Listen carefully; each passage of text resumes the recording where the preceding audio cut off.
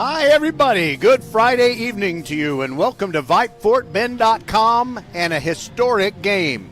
It's the very first varsity football game for the Crawford Chargers, the newest school in Fort Bend ISD. I'm Roger Smith. Glad to have you with us. Rosie Bega is inside the mothership at Vype World headquarters, and she's going to be making sure that everything sounds right for this debut of the Crawford Chargers.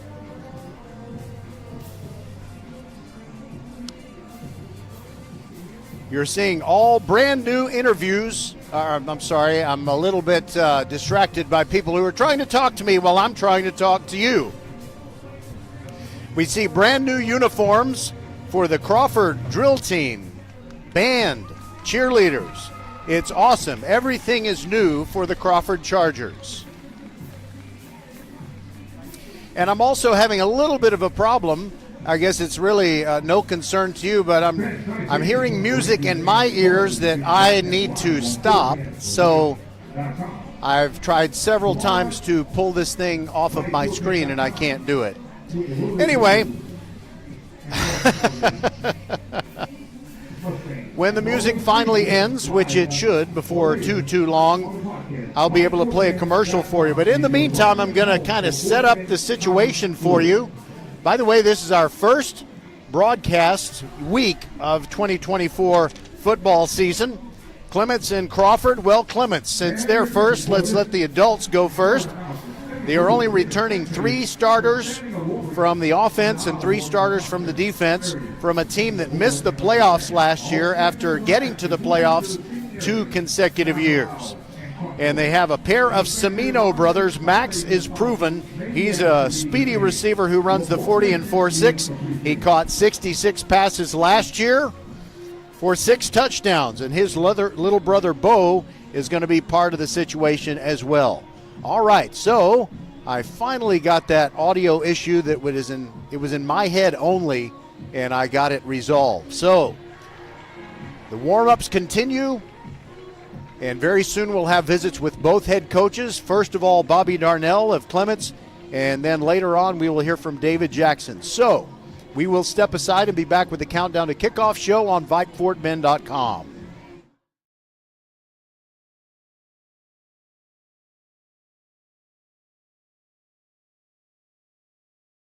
Make sure your auto is geared up for those trips in the carpool. First Iron Auto welcomes you back to school. Kids got their new shoes and backpacks. Make sure your auto is geared up for those trips in the carpool lane and games. First Iron Automotive prioritizes their customers and employees above all else. Their core values: family, integrity, reliability, service, and trust. Wherever your journey leads, reliable auto care is essential. Great savings on oil changes and brake service too. Check out the website firstironauto.com for details and to book your appointment today. First Iron Automotive, supporting school and youth sports programs for over 26 years. Get to one of First Iron Automotive's 4 convenient locations in Sugar Land and Cinco Ranch. FirstIronAuto.com. All right, welcome to the first Friday night edition of the Countdown to Kickoff show during 2024. Bobby Darnell, head coach of the Rangers, is with us, and your counterpart tonight across the field is going to be David Jackson. He's got the keys to a shiny new program. Any advice that you would have to give to Coach Jackson as he coaches the Chargers in their first varsity game? I don't know if I'd really want to give him advice. Maybe I can give him. He's not going to hear this. I'll give him advice in 3 hours. No. I think with Coach Nippen and I, what we did, pretty much about 12, 13 years ago when we opened up Bridgepoint is just made sure we had an identity, So I think that's the thing you want to try to establish first and foremost with your tradition. You want to establish an identity. So they've got a lot of talented kids. They took care of business yesterday with their sub-varsities, and they did the same last year as well. So I know they got crazy talent over there. It doesn't matter how old they are, what grade they're in. They got a bunch of football players over there, and they are really talented. All right, one thing that they do feel good about the guys who are going to be touching the football. They may be kind of hoping that some of their boys grow into more sizable players, but you have a 6'7" sophomore on your offensive line, and I know he's not the only big guy that you have that can move people out. So describe the offensive line.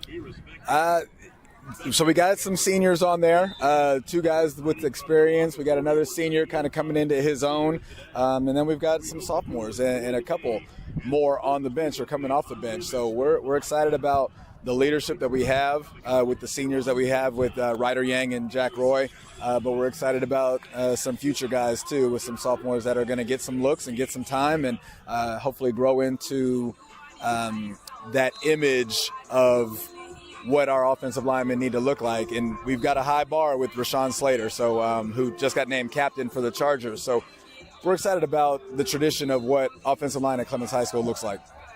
All right, and there's nothing like being able to move another man from point A to point B against his will. That's what I know fires up the offensive lineman. That's what we want. We want to see a lot of that, and games are won in the trenches, so we're trying to make sure we've got the toughest, meanest guys that we can have to make sure that gets accomplished. So games are won in the trenches, but we always have to talk about quarterbacks, and for several years you knew that Gunnar Chenier was your quarterback, but now he has moved on. So who are you going to have under center tonight? You'll see both quarterbacks. You'll see the freshman starter from last year and sophomore Trey Rivera. You'll see the JV starter from last year and Caden Kirkpatrick. And that's what we'll use non-district for, to give a bunch of reps and to give a bunch of situations and scenarios and decision-making time. And we'll reestablish who that starter is going to be by the time district gets here. Outstanding. Coach Darnell will have several visits with you, so I don't want to empty out the briefcase right now. I'll just say good luck tonight, and we will talk to you again very soon. Always a joy. Always appreciate everything that you do for us, Roger. Thank you. Well, thank you for your kind words always. It's always, I think I'm the one having the best time down here. All right, we'll be back on VypeFortBend.com. We'll meet our referee, and we'll also get to talk to David Jackson, head coach of Crawford, when we return. Xfinity here. How can we help? Hi. My daughter invited her entire class to her birthday party. Can my Wi-Fi handle it? Oh, well, at Xfinity, our latest gateways have tri-band Wi-Fi technology, letting you connect hundreds of devices at once. No way. So if all the kids are watching stuff on their phones, well, their parents are sharing videos online. Yep, go ahead and watch videos. They can all do their thing and party their way. No problem. Oh, we are gonna need a bigger cake.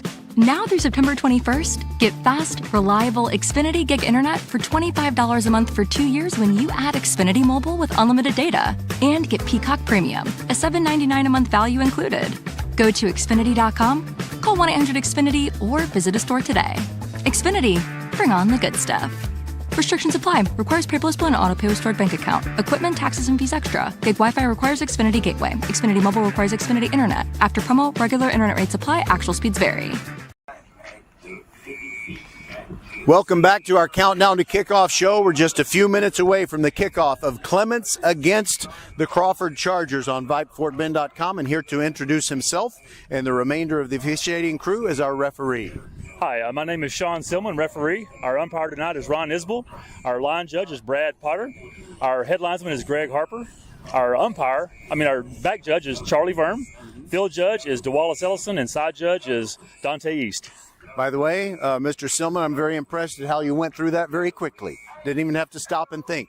But this is a good time to just tell our listeners out there, we're all sports fans, right? And what would you have to say to folks that think, I could do a better job than officials? Well, I would say to them, okay, fine, the sport needs you, sign up. What should they do? They can go to htasso.org and fill out an application. We have clinics that started back in the summer. We're always looking for officials, and I try to spread the word as much as I can to anybody who will listen that we really, if you think you can do a better job, we need you. We would love to have you out here. It's not as easy as it looks, but it's a very rewarding thing to do.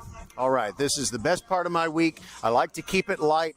But it is a situation where we need more officials, not just for football, but all the high school sports, because, I just thank you, Mr. Silman, and your crew, because we can't have a game if you're not here. Well, we appreciate it. We're always glad to be here. It's going to be a fun night. All right. That's very good. Thank you, Sean Silman, our referee tonight. And we'll be back to talk with David Jackson, head coach of Crawford. And this is the first time he's ever done an interview with VypeFortBend.com. I'm sure it's a big moment in his life. We'll be right back on VypeFortBend.com, always and forever your broadcast home for Fort Bend County sports. Our coverage is brought to you by First Tire and Automotive with 4 great Fort Bend County locations. We're also brought to you by Xfinity, home of the 10G Next Generation Network. And we're brought to you by Leonetti Graphics, the official banner provider of VypeFortBend.com. First Tire Auto welcomes you back to school. Kids got their new shoes and backpacks. Make sure your auto is geared up for those trips in the carpool lane and games. First Tire Automotive prioritizes their customers and employees above all else. Their core values: family, integrity, reliability, service, and trust. Wherever your journey leads, reliable auto care is essential. Great savings on oil changes and brake service, too. Check out the website, firsttireandauto.com, for details and to book your appointment today. First Tire and Automotive, supporting school and youth sports programs for over 26 years. Get to one of First Tire and Automotive's 4 convenient locations in Sugar Land and Cinco Ranch. FirstTireandAuto.com. Welcome back to the Countdown to Kickoff show. This is a very exciting occasion as the Crawford Chargers are playing their first varsity football game, taking on Clements. And David Jackson is their first and only head coach, hopefully for a long time. And Coach Jackson, I know you got a lot of Fort Bend background. What was the path that you took to being the guy that has the keys to the Crawford program? Yeah, absolutely. So I'm a Fort Bend ISD graduate. I graduated in 2005 from Stephen F. Austin High School. From there, I went to play college ball in the area. I was at Texas Southern University. I went to social work, actually, for about 4 years before I got the call to get into education. I started off at Dulles High School as a freshman assistant. I had the B team play caller, and I thought it was the best job in the world, and it was at the time for me because it got me here.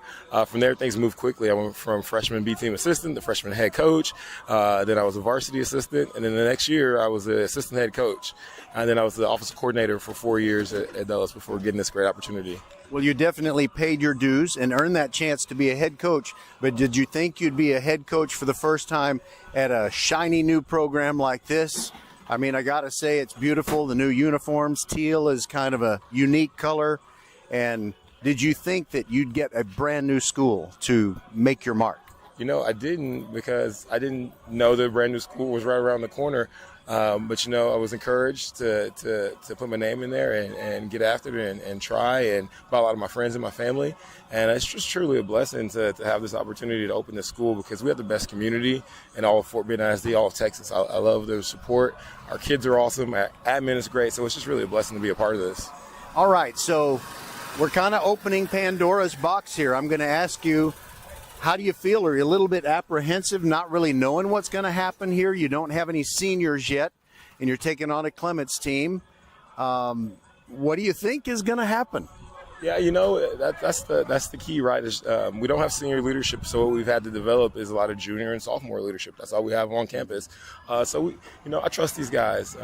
We practice everything. I think we practice like 5 times. Just this, what you see here, just our walkthrough, our pregame, we've practiced a ton. Just, they don't have the routine, so we got to put it in. As far as the game, I trust my kids to make plays. They're very talented. They're very gifted.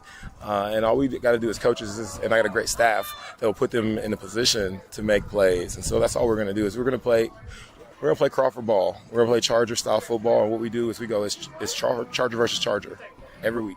We're talking to David Jackson here on the Countdown to Kickoff show, and I know, every unit on the field is an 11-man unit, and it's not just about individuals, but, I am going to ask you, who's going to be touching the football the most when you're on offense, and what are their best skills? Yeah, we're really, again, very fortunate to have some talented playmakers on the offensive side of the ball. I think it all starts with our trigger man, John Carter.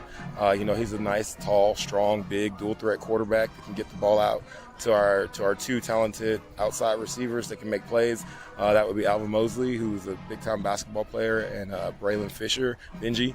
Both of those guys can high point the ball in the slot. We got a fast guy, Justin Butler, who just makes plays. And then we got a two-headed monster at running back. Both of those guys run hard. We have a freshman, Dedrick Polk, and then we have a sophomore, a big guy who will start, is Cam A., and he's a big, strong dude. All right, you mentioned Fisher, and last night Hightower won its season opener against Clear Falls, and Dontrell Fisher caught a couple of touchdowns. Do you know if there's any family connection there? Yeah, I believe they're cousins, yes. And so that receiver blood runs strong in that family, that those guys make plays. And so we're excited to see Benji do his thing and Al, man. They're two mismatches on the outside, and we're going to exploit it versus anyone. Those guys make plays. All right, last question for you, Coach Jackson, and thanks for spending the time.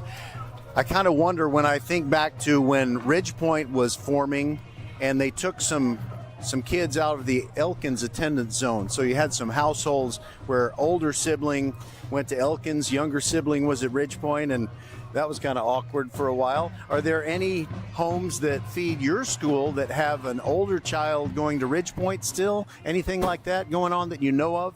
Not that I know of. None that are still going to Ridge Point. Quite a few that has older siblings that graduated from Ridge Point, and they're kind of a house divided, but the parents are where their feet are, and so they're all in on being a Charger. Well, it is going to be fun regardless. When you get up to 6A and Ridge Point, I'm sure will still be up there, and you can just jump into the great mix of rivalries and things like that in Fort Bend ISD. Absolutely, that's going to be exciting. We got to play them last year at the sub-varsity level, and you saw the fireworks, and so we're excited to get there at some point, but we're also really, really excited to be where we are right now.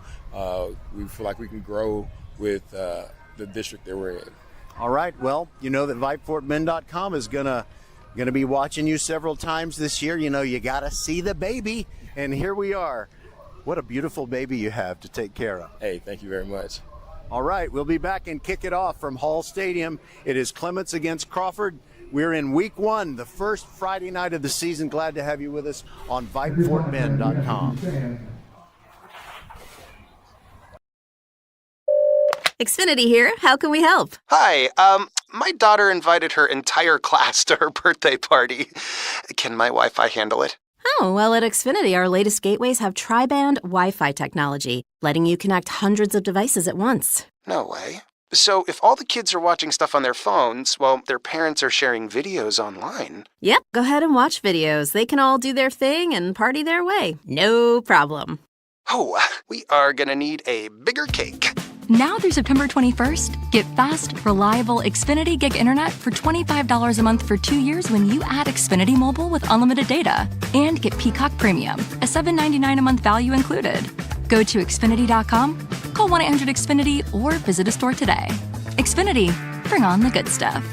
Restrictions apply. Requires paperless bill and auto-pay with stored bank account. Equipment, taxes, and fees extra. Gig Wi-Fi requires Xfinity Gateway. Xfinity Mobile requires Xfinity Internet. After promo, regular internet rates apply. Actual speeds vary.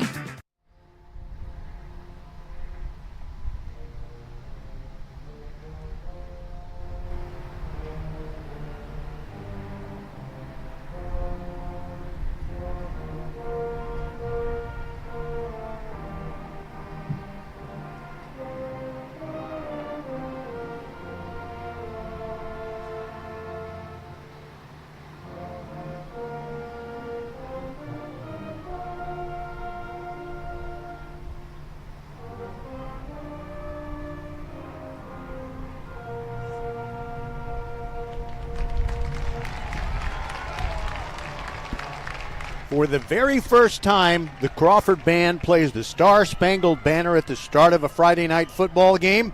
For the first time, just a couple of minutes ago, the Crawford Chargers ran through their brand new vinyl inflatable tunnel, which, by the way, is much bigger than the one that Clements has. And for the first time, the players have had a pregame prayer before a varsity match, and now they're going to send their captains out to the middle of the field. And we'll say a little bit more about Crawford since this is their first varsity game and it's so historic. Their captains tonight, Royal James, Justin Butler, Camden Lee, and Osagi Obaseki. They're going out to the middle of the field in their teal uniforms, teal jerseys, and teal pants. They've got white on the shoulders, white letters and numerals, and silver helmets. And the Clements Rangers in their traditional Carolina blue pants, the white road jerseys, the navy blue helmets with the C in Carolina blue. So that is Sean Silman. You heard from him moments ago. He's our referee, and there's just a little bit of sunlight creeping in over the home stands and a little bit of sunlight over on the far sidelines where Clements is standing And the coin is in the air, but again, this is just ceremonial. None of this is actually real. Chargers have won the toss, and will they defer or will they take the football? All right, so they are going to defer, so Clements will get the football first at the south end of Hall Stadium, and we are ready to rock. So what do we know about Crawford? Well, not that much that would tell you what they're going to do here at the varsity level when the oldest class they have is a bunch of juniors. 6-3 as a JV team last year. They've got wide receiver Alvin Mosley, who's probably as big play capable as anyone that they have. He's a sophomore. Then you got Braylon Fisher, also known as Benji. He's kind of an athlete. He can do pretty much anything. He is a sophomore as well, and one of the captains, one of their best linemen, Osagi Obaseki, goes both ways. You got a running back and linebacker, Jacob Jolivet. And the defense is also tough with Shamar Walls on the defensive front. He's a very gifted defensive end. In the secondary, that may be where they're the most gifted of all. Royal James, Camden Lee, Christopher James, and Mason Brantley. And quarterback John Carter will be under center first, but it's going to be Clements that gets the ball first. So Crawford will be kicking off, going from left to right. And it feels like there's a little bit of a crosswind and maybe nothing else. Trying to identify the kicker. I need him to stand sideways for me.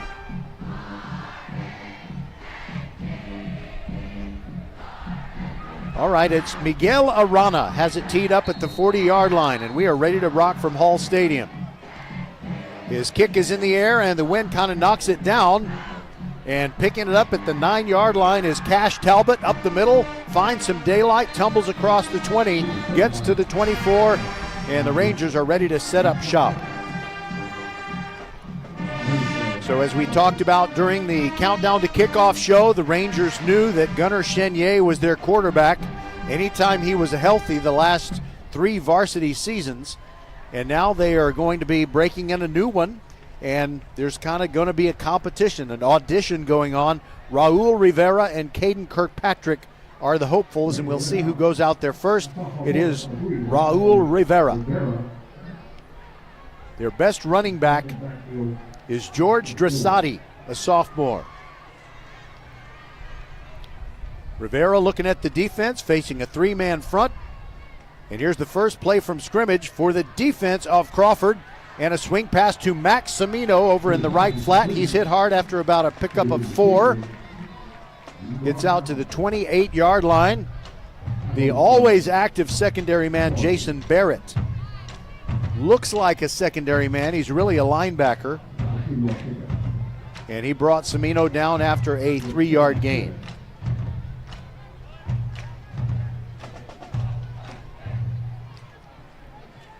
Now it's a pistol formation. Rivera hands it off, and there goes Dressati, and he smashes across the 30-yard line to the 32. Clements usually doesn't have a lot of depth. They have quality, but they don't have it in depth, and so you rarely see them running the hurry-up offense. Split out to the far side is Albert Zhao. And Cash Talbot, who returned the opening kickoff, is over here on the near side, and in the slot, Max Semino. 3rd down and 3 to go. Semino in motion from the near side to the far side. They run him on the jet sweep. He's in jail in the backfield and dropped for a tackle for loss. Caden Hopkins with the first tackle for loss in varsity history for the Crawford Chargers. Crawford picked 6th among 6 teams in District 12 4A Division I. Stafford and Willow Ridge are also in that district, and they are considered playoff qualifiers according to Dave Campbell's Texas Football Magazine. Now it is a punting situation for the Rangers, and the ball is away. It's a decent punt that gets across the 50 and rolls inside the Crawford 40 and is downed at the 37. That punt from the Rangers, Shane Kasich. So with 9:59 to go in the first quarter, Crawford with its first offensive possession of the varsity era. John Carter will be the quarterback, but he does have several weapons. We alluded to that in the countdown to kickoff show. Your favorite running back, I think, is going to be Cam Alakija. He lines up to Carter's right. Two receivers to the near side, one to the far side, and the first snap goes awry, and Alakija has to jump on it. I'm not really sure what happened. I think maybe the center just it brushed his thigh on the way back, and we all know how painful that can be. So it ends up being a loss of 3 yards, but no worries. Chargers, 2nd and 13, nothing you can't handle. Empty backfield for John Carter. Takes the snap, drops back, has time. Now he's flushed to the right, looking down the field. He's going to keep it. He's hit hard near the line of scrimmage, but pushes forward, gets nice yardage to kind of get back to the original line of scrimmage. Christian Zuluaga on the tackle for your Clements Rangers. Clements last year did not make the playoffs. They went 4-6, but the previous 2 seasons they had made the playoffs, so they are very determined to get back there. 3rd down and 12. Dropping back is Carter. Throws off his back foot. Got a completion for a first down at the 49. He finds Justin Butler, who had to look high up in the air and high point the football. Fortunately, the sun has gone down enough that basically the whole field is in shade, so he didn't have a problem seeing that football. And they're a yard away from being in Clements territory.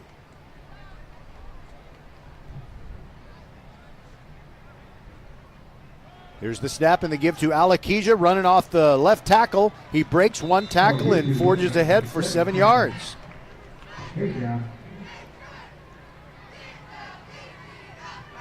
Second down and 3 for the Crawford Chargers, and I'm thinking kind of about what it was like when the Texans played the Cowboys in that very first game way back when.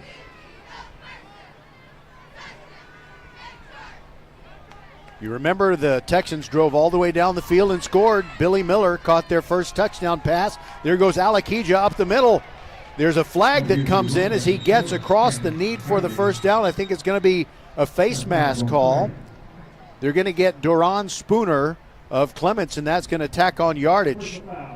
Face mask, defense number 56, 15 yards from the end of the run, automatic touchdown. That is Sean Silman, our referee, and there was really no doubt about that. Clements has no argument, and I know that Spooner didn't mean to do it, but those things happen, and the ball is walked all the way down to the 25-yard line. That is a first down, by the way. It was a first down even without the penalty. Think of First Tire and Automotive for all your car care needs. Check them out at firsttireandauto.com. There's not one in Arcola yet, but there is one in First Colony, on Lexington Boulevard, and 3 others in Fort Bend County. Carter takes the snap, runs the delay. Alakija gets a little bit of daylight, about 3 yards, and then the Rangers defense pushes him back. Benjamin Youssef bulldogged him down. Just give him a pickup of 2. It's 2nd down and 8. Roger Smith with you on VypeFortBend.com. We're doing at least 3 football games a week throughout the regular season, and then we'll bring you playoff football as long as our Fort Bend County teams are in it. Carter drops back and throws a quick pop over the middle, and he's got a completion. He got it into the hands of Justin Butler, his 2nd catch on the night. And let's see where they are as far as down and distance. They spot the ball at the 17. Oh, it's offsides on the defense. So I guess what they're going to do is walk off that penalty, and that would make it still 2nd down. Yeah, that is definitely the thing to do. So after they walk off the penalty, the ball is now at the 19, not as close to the line to gain for the first down, but it's second down instead of third down. Carter stepping up, instructions for his offensive line. The Chargers are in the red zone. Fake to Alakija. Carter keeps it, but he's tripped in the backfield. There is only one man who could have stopped that play. It was Brian Zambrana, the junior outside linebacker for the Rangers, and he got enough of the quarterback's hip to knock him off balance. So it's now third down and 3.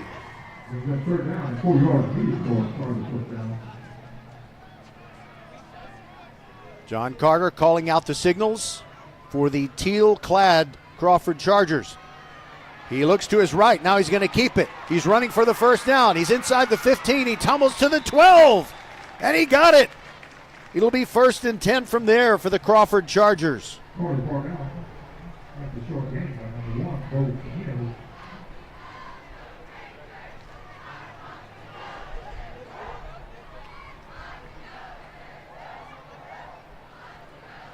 John Carter with hands on hips looks back at the sideline. The offensive coordinator for these Crawford Chargers is Tilford Miles.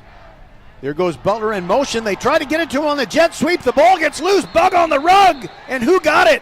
The Rangers say they have it. No, wait a minute. It's an incomplete pass. It's an incomplete pass because it was shoveled forward, so it's simply an incomplete pass. I should have recognized that myself. Shame on me for not realizing that it was not a handoff. It was about a 2-foot pass. So that makes it second down and 10. We're at 6:05 to go in this first quarter. And the Crawford Chargers with a nice drive going. Their inaugural drive in varsity history. Butler in motion. Going over there to the left side. Now he stops in the slot. Carter calling for the snap. Gives it to Alakija up the middle. Dives across the 10 to about the 8-yard line.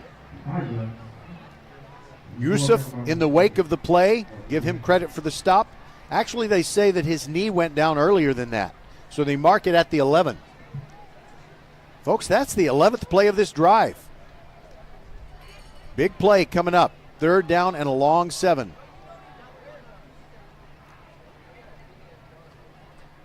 Ball on the near hash mark. Carter takes the snap, looks at Butler, swings it out there to him. He's got the 15 and he's hit behind the line of scrimmage and dropped for a loss of 1. Outstanding play by the Rangers. Let's see, I believe that was Talon Chanelak, if I'm not mistaken, and if I misidentified him, deepest apologies. So now it's 4th down, and will the Chargers try a field goal, or are they going to go for it? I believe the field goal team is out there.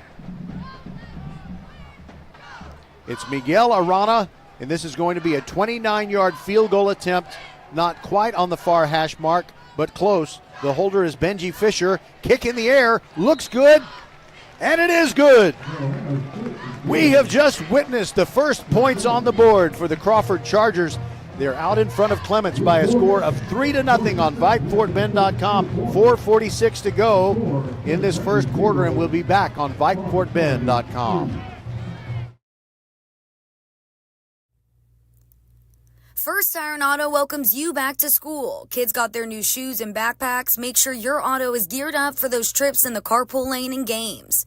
First Iron Automotive prioritizes their customers and employees above all else. Their core values: family, integrity, reliability, service, and trust. Wherever your journey leads, reliable auto care is essential. Great savings on oil changes and brake service too. Check out the website firstireandauto.com for details and to book your appointment today. First Iron Automotive, supporting school and youth sports programs for over 26 years. Get to one of First Iron Automotive's 4 convenient locations in Sugar Land and Cinco Ranch. FirstIronAuto.com.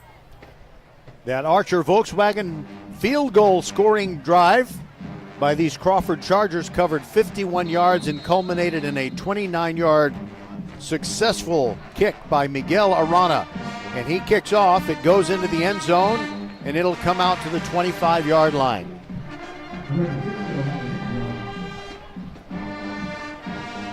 By the way, if ball control on a warm night is going to make a difference, that was an accomplished objective for Crawford. So they consumed 5 minutes and 13 seconds of time on the clock. So the Ranger defense was out there for quite a while. Get the temperature for you in a moment. Pistol formation on the first play of this drive. And it's a fake to Cash Talbot and a give to Dressati. And he's across the 50-yard line. Gets a big first down. That is a first down. Think of First Tire and Automotive for all your car care needs. Check them out at firsttireandauto.com. Wow. 29-yard gain for George Dressati.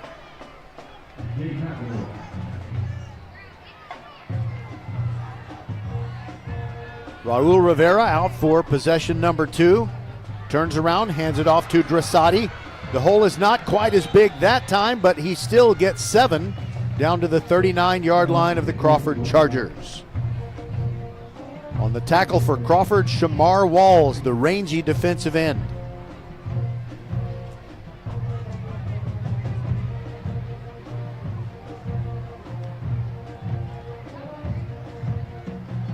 They mark him with a 6-yard gain, not 7. Pistol formation. Another give to Dressati, breaks a tackle in the backfield, but quickly the hole is closed up, and it's just a 2-yard gain. Shane Roberts, the junior linebacker, jumped on him. You won't hear me call anybody who's a part of this Charger team a senior. They only have juniors. All right, 3rd down and 2 for the Rangers. Raul Rivera. Here's a whistle and a flag flies. It's a free play, I think, for Clements. And down the near sideline, pass incomplete, but I believe that there was encroachment on the Crawford Chargers, and that'll give the Rangers a first down. Offside. Defense number 27. 5-yard penalty. Replay 3rd down. All right, offsides, encroachment, whatever. I did not mean to, show up Sean Sullivan or Sean Silman, our referee. But, if you say encroachment, you sound smarter than if you say offsides. Kind of like when you say ball security instead of don't fumble. Rangers have it at the 33.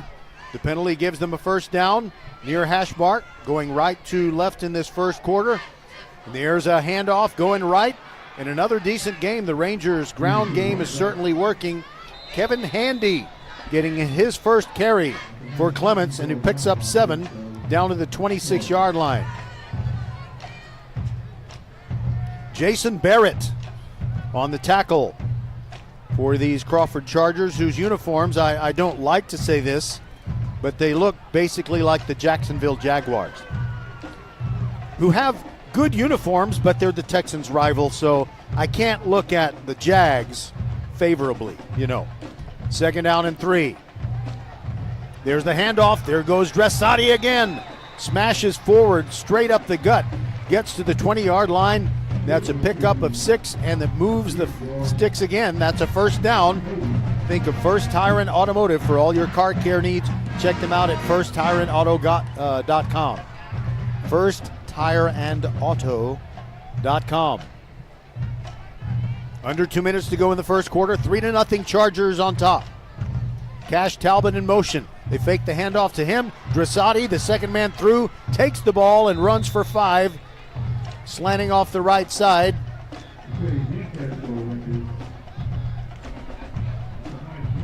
Caden Hopkins gets the tackle for the Chargers.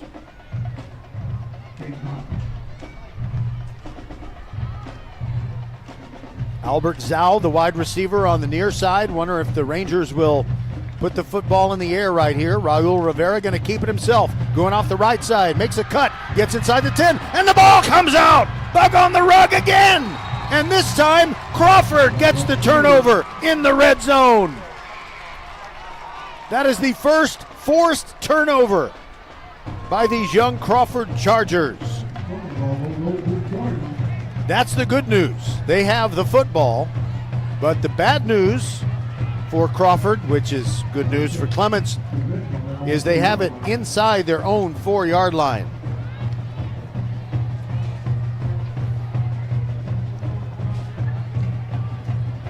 I was trying to get you the temperature and it didn't pop up on my phone till I had to look away. 84 degrees here as we get down near the end of the first quarter. John Carter goes out at quarterback. Alakija, the running back, beside him.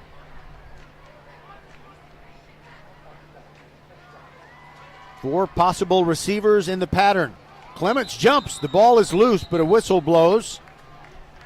Hazim Alakju jumped through and recovered it. It would have been, if it had been a real play, he would have recovered it in the end zone for an instant touchdown, but instead it is offsides against the Clements Rangers, and that really helps these Chargers get a little bit more room to operate and feel comfortable.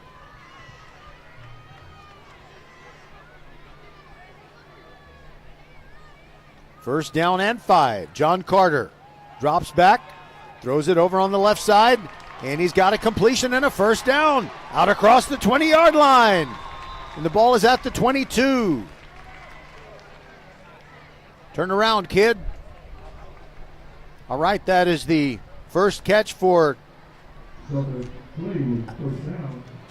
I guess. I don't think that's Justin Butler. I'm sorry, I'm not sure who it was. But we do have a whistle. Okay, just hold on a minute. I'm going to make sure I get the right ID on this pass catcher. That's Alvin Mosley. Alvin Mosley with his first catch.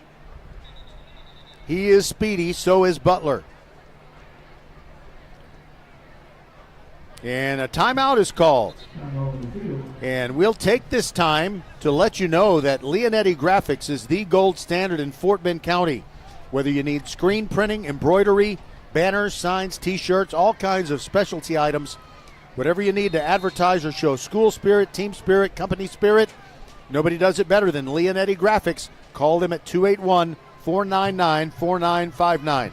That was a quick timeout. In fact, I think it was just an interruption. But now there's a whistle before the Chargers get it snapped again.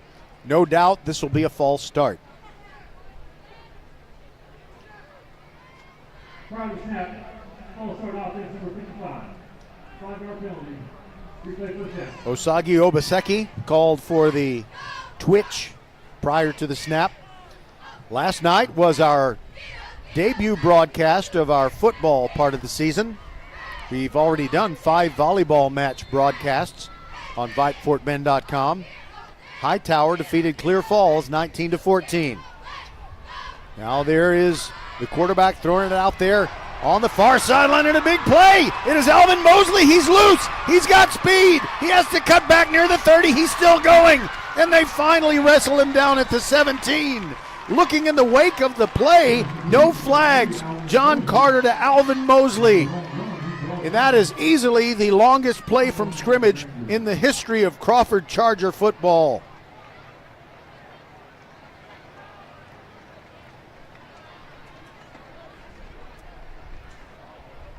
Yeah, let's see. I got to do some quick addition here.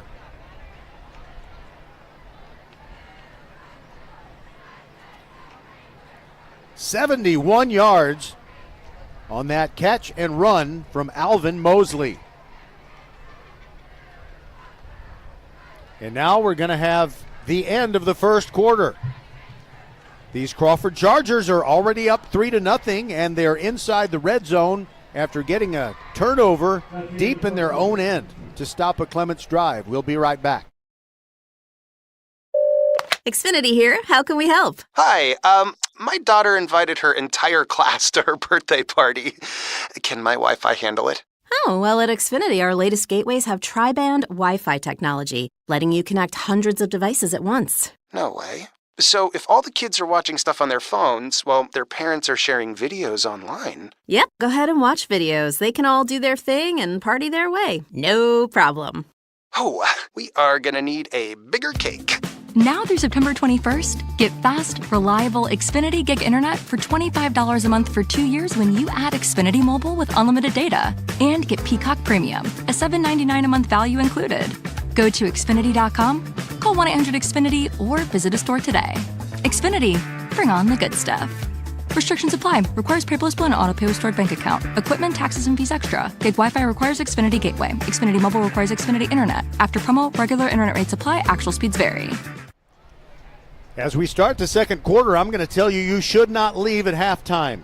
We have a jam-packed halftime show for you that includes Greg Tepper, the editor of Dave Campbell's Texas Football. He will talk about all things Fort Bend. He knows it all, and he doesn't even need to look at notes.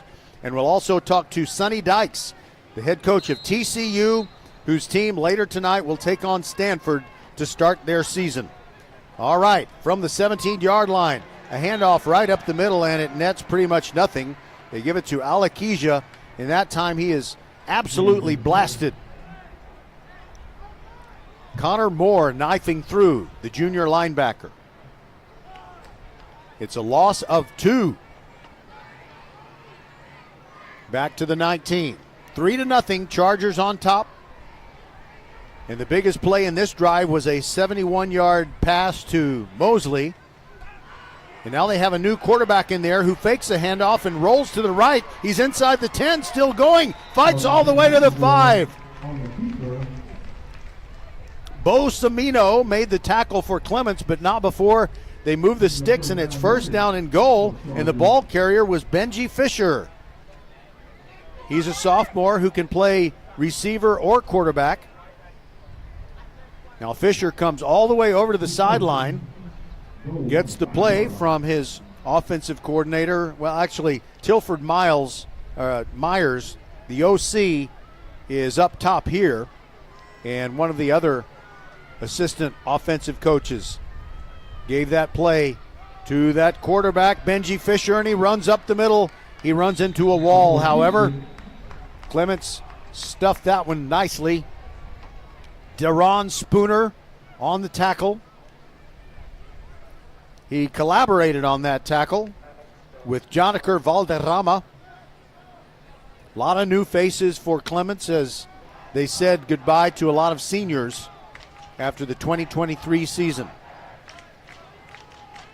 Second down and goal at the 5 after that no gain. Fisher takes the snap, looks left, throws in the corner. It's a jump pass, and it's caught for a touchdown! Alvin Mosley scores the first Crawford Charger touchdown in their history. It's a 5-yard pass from Benji Fisher, and it's a 9-0 lead. Crawford looking good against a team that has seniors, and this is their first ever varsity game, and if they can get the extra point kick from Arana, they'll be up 10-0. Remember, it is always free to listen live or listen later on the podcast at VypeFortBend.com. And if this is the first ever win in their first ever varsity game, you will want to listen to this over and over. Unfortunately for the Chargers, the extra point kick is no good. Arana hooked it to the left. But his team leads by a score of 9-0. We'll be back on VypeFortBend.com. First Tire Auto welcomes you back to school. Kids got their new shoes and backpacks. Make sure your auto is geared up for those trips in the carpool lane and games. First Tire Automotive prioritizes their customers and employees above all else. Their core values: family, integrity, reliability, service, and trust. Wherever your journey leads, reliable auto care is essential. Great savings on oil changes and brake service, too. Check out the website, firsttireandauto.com, for details and to book your appointment today. First Tire Automotive, supporting school and youth sports programs for over 26 years. Get to one of First Tire Automotive's 4 convenient locations in Sugar Land and Cinco Ranch. FirstTireAuto.com. Arana will kick off for the Crawford Chargers. The last time he kicked off, he was going in the other direction, but he kicked it all the way to the end zone. Cash Talbot deep to receive for the Clements Rangers, who are stunned here, trailing 9-0. The wind holds up that kick. and it is Talbot from the 8-yard line, straight up between the hash marks. He's hit near the 20, goes up to the 27 before they bring him down.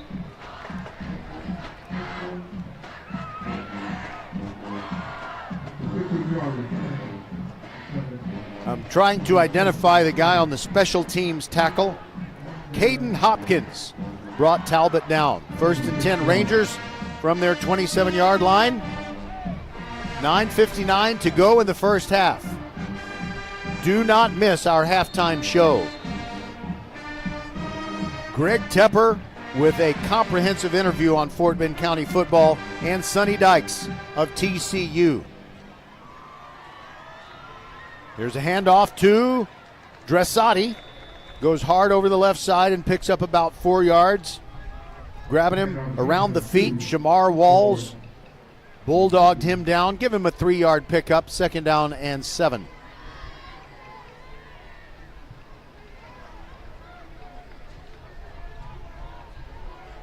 And I want to make sure it's still Raul Rivera playing quarterback for the Rangers. On 2nd down and 10, nope, it is a new quarterback, and it is Max Semino making the catch. And he's making his way across the far sideline and bumped out of bounds. Rangers have a 1st down in Crawford territory, but there's a flag in the wake of the play. The new quarterback is Caden Kirkpatrick. He's a senior. And in the countdown to kickoff show, Coach Darnell said that Rivera and Kirkpatrick would both play. But this is coming back at least partially. It is holding from the spot of the foul. And they say it's against number 46 for Clements, but according to my roster, they don't have a number 46. So I guess I won't be able to, mention any names. And that would be just as well, I guess. So they end up getting the 1st down, but only by a foot. So that moves the ball out to the 38-yard line. 1st and 10 for the Clements Rangers. They would have gotten a lot more if not for the holding penalty. They're still in their own end of the field. Kirkpatrick hands it off to Dressati. He's hit hard. Oh, man. Right under the chin. And there's a little snarling and snapping going back and forth. Caleb Martin with a textbook hit, but I will tell you this. It's really a good thing Shamar Walls was there to wrap up Dressati, because Caleb Martin hit him, but Martin didn't wrap up. It's a 3-yard pickup. Ball at the Rangers 41, 2nd and 7. Dressati in the pistol, standing behind his quarterback Kirkpatrick. Fake handoff, bootleg to the near side. Kirkpatrick lost one, and it's incomplete. Cash Talbot calls for an interference flag, and he gets it. Cash Talbot, I think that is a good call. He was pulled down, and I think maybe it was Elijah McClain that they're going to flag for defensive pass interference, and that'll give the Rangers a 1st and 10 at the 43. You know what? It won't necessarily be the 43. Okay, so in high school and college, it's 15 yards from the previous line of scrimmage. It's not where the ball would have been caught. So it's at the 43 of the Chargers. Clements trailing 9-0, and Kirkpatrick is coming at quarterback on the drive following the Chargers touchdown. There's a jet sweep. Max Semino going left, but whistles stop the play. We're at Hall Stadium, same place we were last night, as Hightower defeated Clear Falls. And there's premature movement by the Clements Rangers, and that backs them up 5 yards. You're hearing the cheers of the Crawford cheerleader squad for the very first time. Everything is a first tonight in their varsity history. Ball at the 48-yard line of Crawford. Clements with a 1st down and 15. Kirkpatrick drops back. Pressure comes. Screen pass to Dressati near sideline. Gets to the 45, but that's it. just a pickup of 3. Great reaction by this Crawford defense. A.J. Jackson brought him down.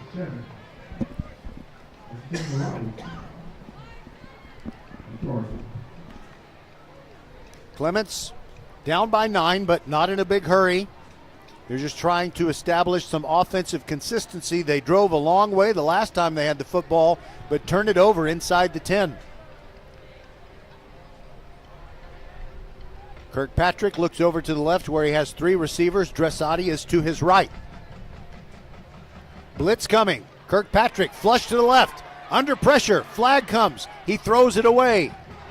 It's not going to be grounding, but we got a flag down, and I think it's going to be offensive holding, as his big guys up front were doing everything they could to keep him clean. And it is holding. It'll be a repeat of second down. They'll penalize them 10 yards back to their own 45. And as a result of that, let's see, it's going to be second down, and well, that penalty was farther back than I thought. 26 yards to go. 2nd and 26 for the Rangers, who are backing up now at their 40. Near sideline as they go left to right. Kirkpatrick sends Talbot in motion. Kirkpatrick drops straight back. Another screen pass intended for Matt Cimino. Too high for him to catch, and he almost tipped it into an interception. Incomplete. Jason Barrett would have set sail for the end zone had Cimino tipped that ball a little bit higher. Now it's 3rd down and 26. The Rangers have to get all the way to the 33-yard line of these Crawford Chargers with 8:10 to go in the first half. Halftime interview coming up with Greg Tepper of Dave Campbell's Texas Football. From the 40, Kirkpatrick steps up in the pocket, and he throws it late over the middle. It's tipped and incomplete, a near interception. And Crawford almost had its 2nd interception of the night. A.J. Jackson, it kind of hit him right between the 1 and the 9. So the Rangers kind of stopped themselves a bit, but Crawford's defense was putting really good pressure on Kirkpatrick, and now it is time for Clements to punt it away. Albert Zhao will do the honors. And I believe deep it is Mosley waiting for it. Low snap. And it's a little whirly bird punt that lands at the 35, rolls inside the 30, trickling on down to the 27-yard line, and Mosley leaves it alone. So at the 27-yard line, the Crawford Chargers will get the football with 7:53 left in the half.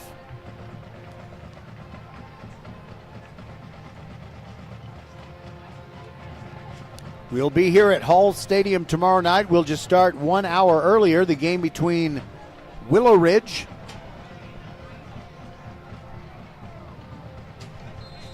and their first game opponent. All of a sudden I blanked. It's a good thing I brought my little schedule with me. I can't believe I can't remember who Willow Ridge is playing tomorrow. It's Lamar Consolidated. All right, here we go with another possession for the Crawford Chargers. Big yardage on a jet sweep coming to the near side. Across the 50 into Clements territory. And that's the first time to get the hands on the football by Jarrell Moore, the junior. Yeah, I'll tell you what, he looks like he weighs about 110 pounds, but boy is he quick. Huge gain for him.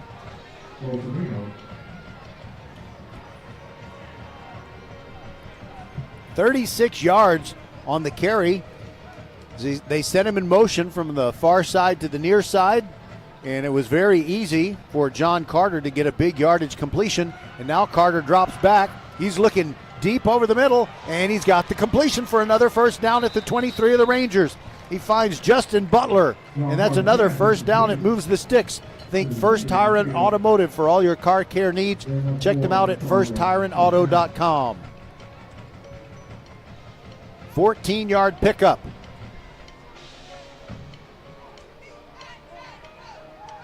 Would the Chargers possibly be able to go into the halftime locker room with a lead of 16 or more points?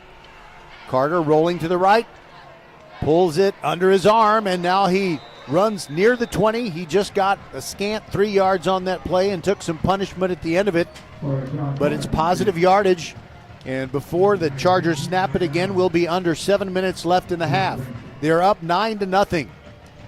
They've gotten a field goal from Arana and a touchdown pass that went from Carter to Mosley. They missed the extra point, but they're on the threshold of the red zone right here.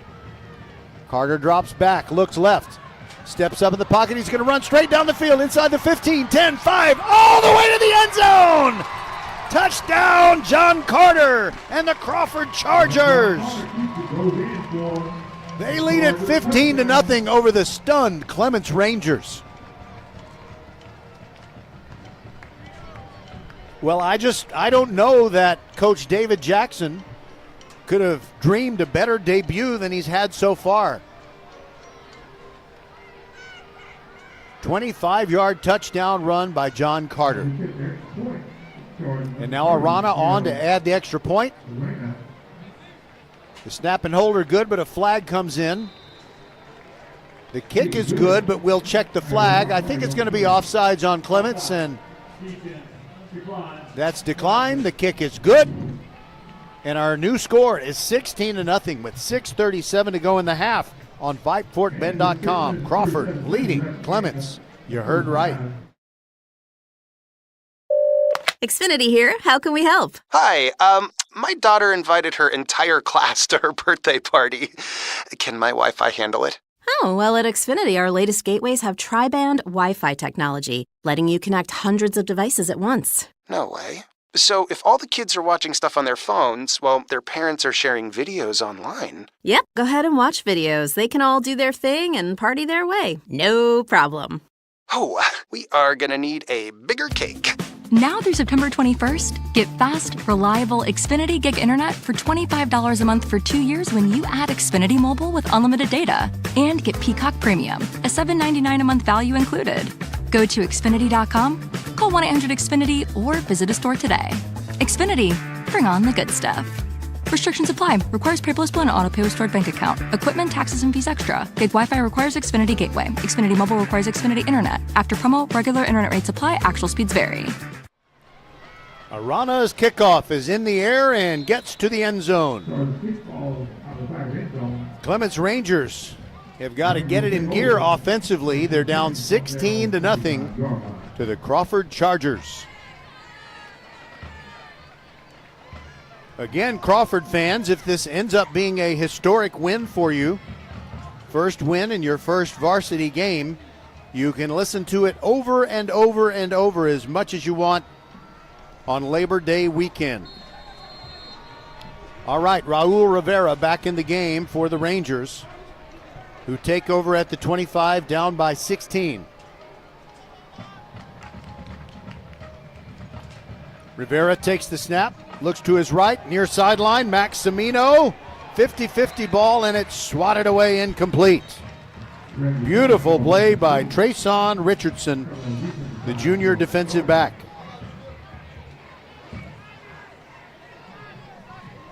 Other games tonight, and we'll try to round up some scores for you.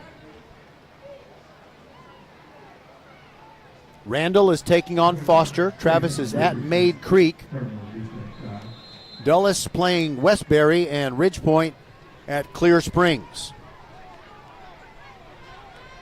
Second down and 10 after the incomplete pass. Ball in the middle of the field as Clements goes from north to south. Fake to Talbot, give to Dressati. Picking his way through the middle, and he picks up 8 yards. He's got good vision.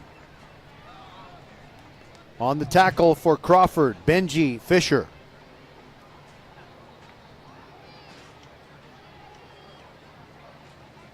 You know what? That might have been Elijah McClain. I'm really not sure. I can't tell the 8 from the 9. Third down and 2 for the Rangers. And Rivera hands it off, and Dressati is buried in the backfield.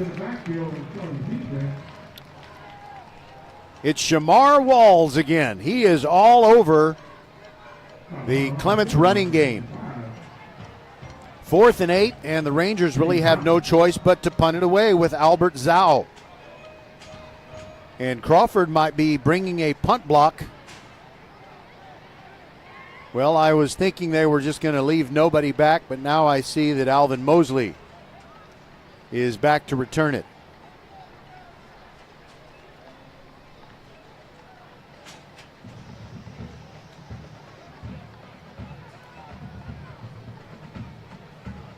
Clements lining up the Gunners. A little bit of a high snap, but Zell gets it away and it's blocked.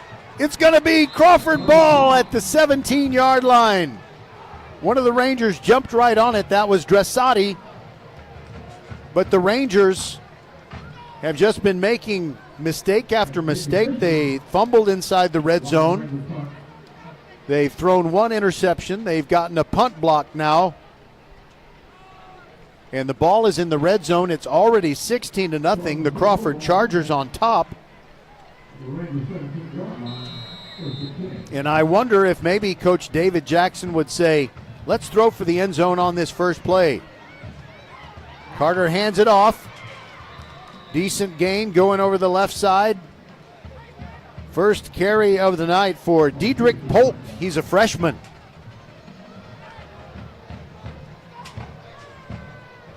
Three-yard pickup, 2nd down and 7. Carter with a low snap, hands it off. Polk drops it, picks it up. A flag comes in as he almost gets tackled for a loss. He did get back to the line of scrimmage, but let's see what happens with the flag. And we'll listen up for our referee, Sean Stillman. Oh, how about that? Illegal substitution against the Rangers. And the execution issues continue for Clements. And that really helps out Crawford. So instead of having a 3rd down and 7, it's going to be a repeat of the down. It'll be 2nd down, and they'll need only 1.5. Now the ball is inside the 10-yard line.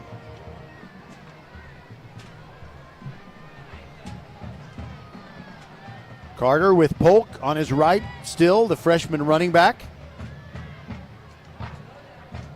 Calling out the signals, and Carter throws it over on the right side. Pass is caught, move made. There goes the go-ahead touchdown. Go ahead, what am I saying? Justin Butler caught it for a touchdown.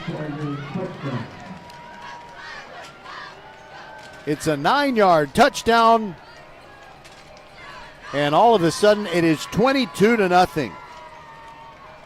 Justin Butler only needed to make one little zip move. And I'm sorry, I should have called that play a lot better. I don't know why I said go-ahead touchdown. They've been ahead throughout. 22-0, and Arana on to kick the extra point. Kick is in the air. Kick is good. And it sends the Clements cheerleaders scattering behind the goalposts. We'll be back on VypeFortBend.com. First Iron Auto welcomes you back to school. Kids got their new shoes and backpacks. Make sure your auto is geared up for those trips in the carpool lane and games. First Iron Automotive prioritizes their customers and employees above all else. Their core values: family, integrity, reliability, service, and trust. Wherever your journey leads, reliable auto care is essential. Great savings on oil changes and brake service too. Check out the website firsttireandauto.com for details and to book your appointment today. First Tire and Automotive, supporting school and youth sports programs for over 26 years. Get to one of First Tire and Automotive's 4 convenient locations in Sugar Land and Cinco Ranch. FirstTireandAuto.com. Leonetti Graphics, the gold standard in embroidery, banners, screen printing, t-shirts, all kinds of specialty items. Leonetti Graphics started in an apartment 23 years ago. Now they've got a state-of-the-art facility in Stafford. It's got everything to make your marketing vision come true. Leonetti Graphics, the official banner provider of VypeFortBend.com. Arana blasts the kickoff through the end zone. Kid's got a leg. It is 23-0 after Arana made that extra point. And no matter how this game comes out, I have a feeling that Clements practices are going to be kind of difficult next week. By the way, there is a Crawford Charger down. I think someone is just cramping up. One of their defensive players was about to line up, and now he is sitting. It might be Shamar Walls, but I can't really tell. So the training staff is out there, and just remember, we're going to have a Dynamite halftime show with Greg Tepper, and it is really amazing to me. You see him, he's one of the co-hosts. Wait a minute, that's wrong. I know there's high academic standards at Clements and at Crawford, so it's only if there are two people, like pilot and co-pilot. So one of the many anchors on the high school scoreboard live show on Bally Sports Southwest. I'm going to be watching that tomorrow while I eat my breakfast after a busy night at the mic here. And Greg Tepper can talk about just about any program in any district race anywhere in the state of Texas at any level in public school football, and it's amazing how he can just come up with all of that. Xavier Oliver, the defensive back for Crawford, is the one with the cramps. It's his left leg mainly, and he's kind of having to walk stiff-legged, and he has not been able to speed up as he's made his way all the way over to the near sideline. He'll try to get some electrolytes in his system and feel better soon. 4:10 to go in the first half. Crawford 23, Clements nothing. Not going very well thus far for the Rangers. Rivera hands it off, and it's a new running back getting a chance. And a 6-yard slant over the left side. It is Joey Ledesma. He gets out of bounds at the 31.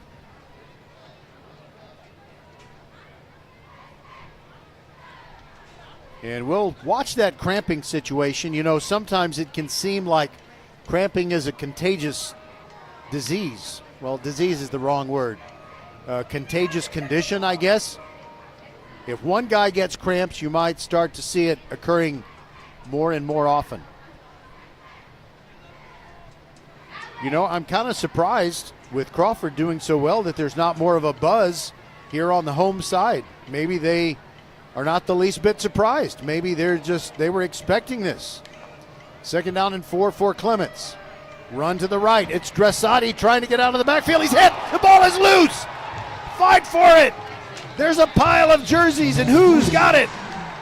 It is Crawford football. 2 times the Rangers have fumbled the football away. They've had a punt blocked. There's been an interception. And now Crawford has it at the 27-yard line.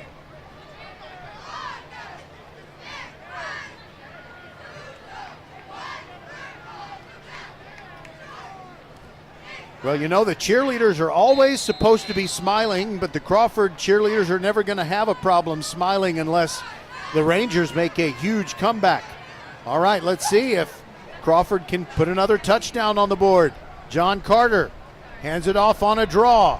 Coming this way, Alakija gets to the 20 and steps out. 8-yard pickup. Cam Alakija is not the only dominant running back for these Chargers, but he's been outstanding. And by the way, out in front of the play blocking for him, let's see, that's Barrett. Barrett kind of cramping up a little bit, and he's having to walk in the bench area. Jason Barrett, Jasyn. So after the 8-yard pickup on 1st down, it's 2nd and 2. Carter looking over at the sideline. Ball on the near hash mark. Here goes the handoff. Alakija again hurdles a man near the 15-yard line and gets down to about the 10. And depending on where they mark it, it's going to be 1st and goal, perhaps. It is exactly 1st and goal at the exact 10-yard line. So the chain gang puts down their sticks over on the far side. Wow, this is Clements' worst nightmare. The idea was to give little brother some noogies, but it is little brother who is handing out the punishment. Alakesia right up the middle, almost untouched, flag down. He goes into the end zone. We'll have to see what's going on here. There was an offensive lineman and a Clements. Oh, it's against the offense. It was holding. So the little scuffle after Alakesia had gone into the end zone was not the reason for the flag. There was offensive holding. So with exactly 3 minutes to go in the half, it's still going to be a goal-to-go situation, but they're going to walk off a penalty back to the 20. But that hasn't been a problem. In fact, the battle in the trenches is starting to go completely for Crawford.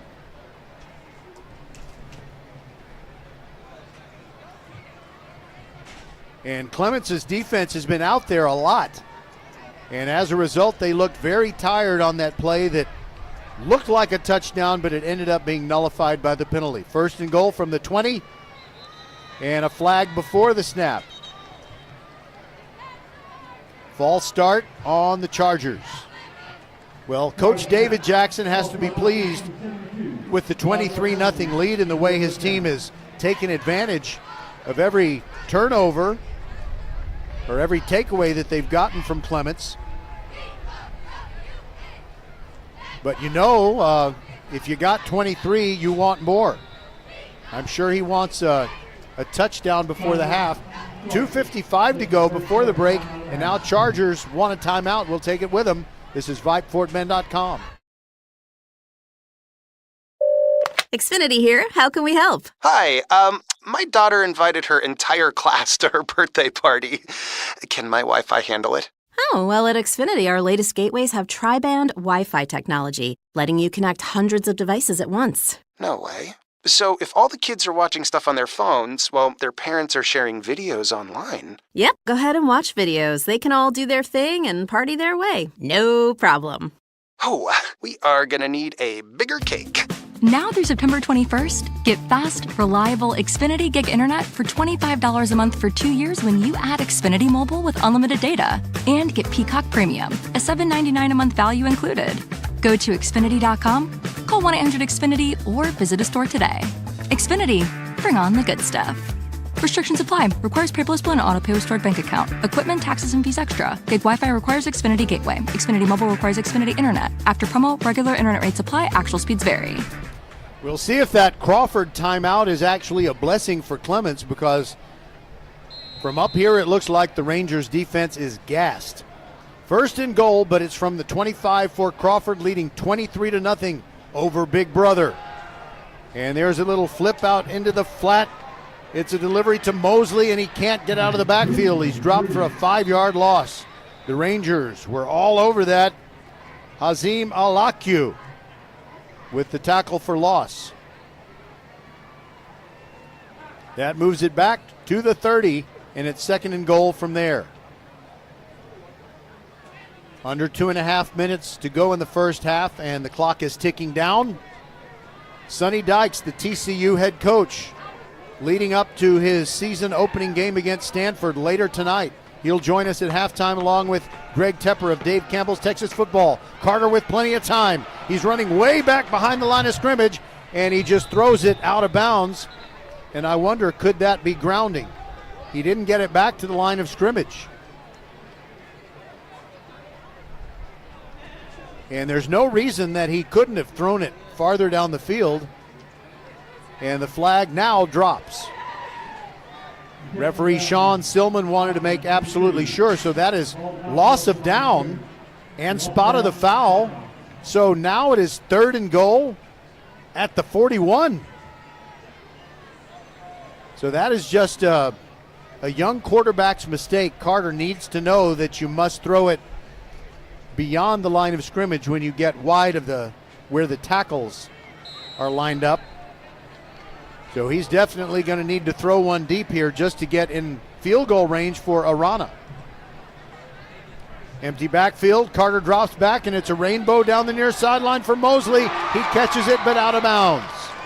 That does not count. So it'll be fourth and goal from the 41, and they'll just need to go for it. It wouldn't make sense to kick a field goal.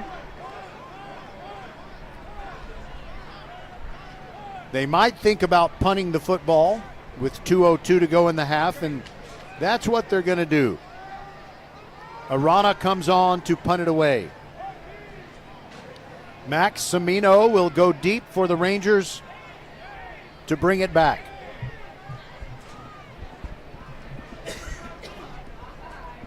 Now the last thing Crawford wants is for a punt to get blocked. They've got everything going for them, all the momentum. So Osagi, now that it's getting a little darker, it's getting harder and harder to read what's on my phone. I'm sorry, what's on my roster. Osagi Obaseki will stand right in front of Arana and make sure this is not a blocked punt. Well, Clements, despite what they've done so far tonight, they have a potentially promising season. One of their most impressive players is the sophomore offensive lineman Brandon Evans, who stands 6'7" and weighs 290. And we've seen some impressive runs from their main running back, George Dressati. Connor Moore is a good linebacker. Ben Youssef. Isaac Ahmed is a guy they're expecting a lot from. He had 3 sacks and 10 tackles for loss last year. Connor Moore also 3 tackles for loss. Okay, now we're back to action. Good snap to Arana, and he gets it off. It's a low line drive, lands inside the 20 and goes out of bounds near the 15. They're going to mark it right at the 13-yard line, and that's where Clements will get the football. Down 23-0 with 1 minute and 55 seconds to go in this first half. Tomorrow night, we've got Willow Ridge taking on Lamar Consolidated. And then next week on Thursday, it's Fulshire against Ridge Point. Jordan taking on Travis on Friday. And then on Saturday, it is Lamar Consolidated against the Kempner Cougars, who after a winless 2023, Kempner got a win last night over Aldine, 19-3. That was very nice to see. Rivera hands it off straight up the middle. Dressati can't get out of the backfield. Here's a tackle for loss. And the man who did the deed was Diedrich Polk. He's not just a good running back, he can be disruptive on defense as well.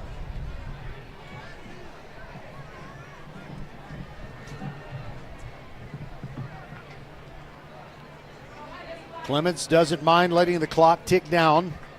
They just need to get into the locker room and get regrouped. 23-0, they trail it. Rivera with 2 running backs in the backfield, maybe for extra protection. And a give to the right, not much there. They hand it off to Joey Ledesma. And he is dropped for a loss of 1.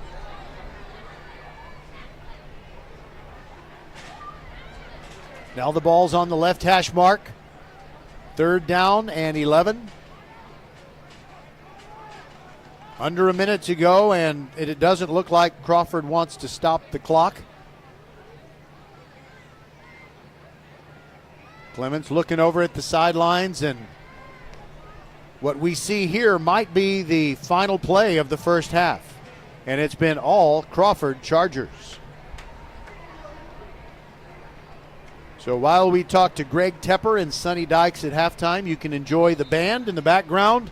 It'll be the very first halftime performance for the Crawford band. Now, timeout is taken. Timeout Clements. And we'll stay right here.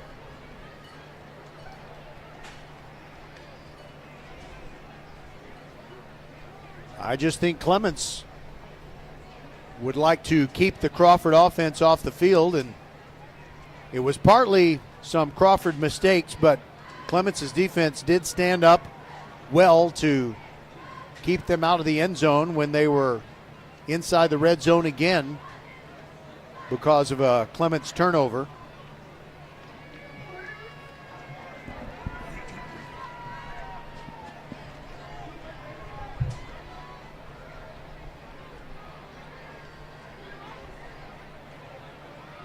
Well, these Crawford fans just seem to have expected success, but I don't know if they realize just how rare it is for a team that has only juniors to play an established varsity team and play so well in game one. Rivera drops back on 3rd and 11, throws it deep over the middle, hangs it up. It is intercepted. I think it's Mosley. He's going down the far sideline, and he runs out of bounds inside the 20 with 10.3 seconds to go. Okay, I'm not sure it's Mosley. Whoever it is cramping up a bit, but he's being mobbed by his teammates right over there near the Clements bench. He's having to hop on one foot because his right leg is cramping up, and as he gets closer, I'll be able to tell you who pulled off that interception.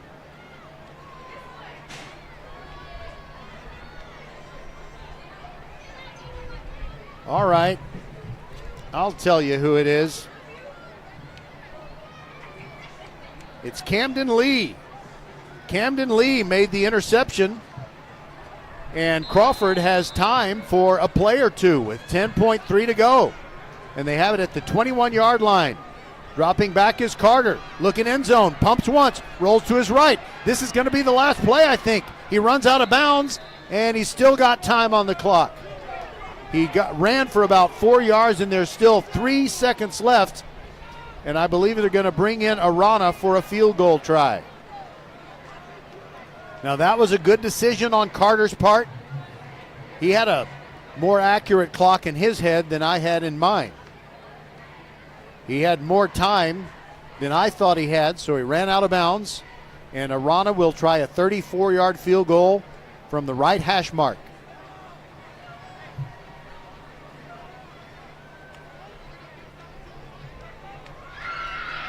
Out of the hold of Fisher. Good snap and hold. The kick is on the way. Plenty of distance, but it misses to the left.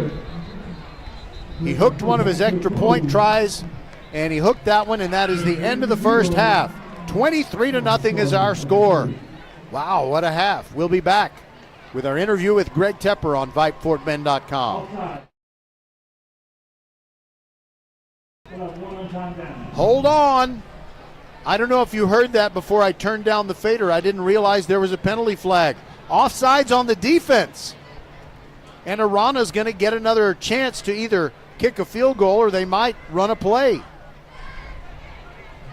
It'll be an untimed down because you can't end a period in football on a defensive penalty. Now the new line of scrimmage is the 12.5. And that'll make it easier for Arana. Now it's a 29-yard field goal attempt, and he's already got one 29-yarder tonight. That opened the scoring. Kick on the way. Not a lot of distance, but it is good on the final play of the half. 26-0. Crawford dominating Clements. Is this a dream for the Crawford Chargers? No, it's real. We'll be back with Greg Tepper right after this. First Iron Auto welcomes you back to school. Kids got their new shoes and backpacks. Make sure your auto is geared up for those trips in the carpool lane and games. First Iron Automotive prioritizes their customers and employees above all else. Their core values: family, integrity, reliability, service, and trust. Wherever your journey leads, reliable auto care is essential. Great savings on oil changes and brake service too. Check out the website firsttireandauto.com for details and to book your appointment today. First Tire and Automotive, supporting school and youth sports programs for over 26 years. Get to one of First Tire and Automotive's 4 convenient locations in Sugar Land and Cinco Ranch. FirstTireandAuto.com. All right, it is time to begin the high school football season. In fact, we have already, and it's halftime, and it's time to talk with the editor of Dave Campbell's Texas Football Magazine, Greg Tepper, and talk to him about some things that are important to us in Fort Bend County, because we think it could be a big year for some teams, but you will continue to do what you do for Dave Campbell's Texas Football and also be one of the hosts of High School Scoreboard Live. And am I missing anything? That's about it. They keep me busy. You know, Friday nights for me, I tell my wife and kids, I'm like, hey, Dad's got to go. I'll be back tomorrow, but my wife is a football widow, just like a lot of football coaches too. So it's a fun time of year, busy time of year, but the best time of year. Well, the good thing is if she's a football widow, her husband can be resurrected at another time of year, maybe after Christmas. Yeah, after Christmas. Christmas is very big for us, but then it's right into off season, and but it never sleeps. But that's because football in the state is as you know, sacrosanct, and people take it very seriously, which allows me to have a job. So I'm pretty thankful for it. And for those of you in Rio Linda, sacrosanct means sacred on steroids. That's really what it means.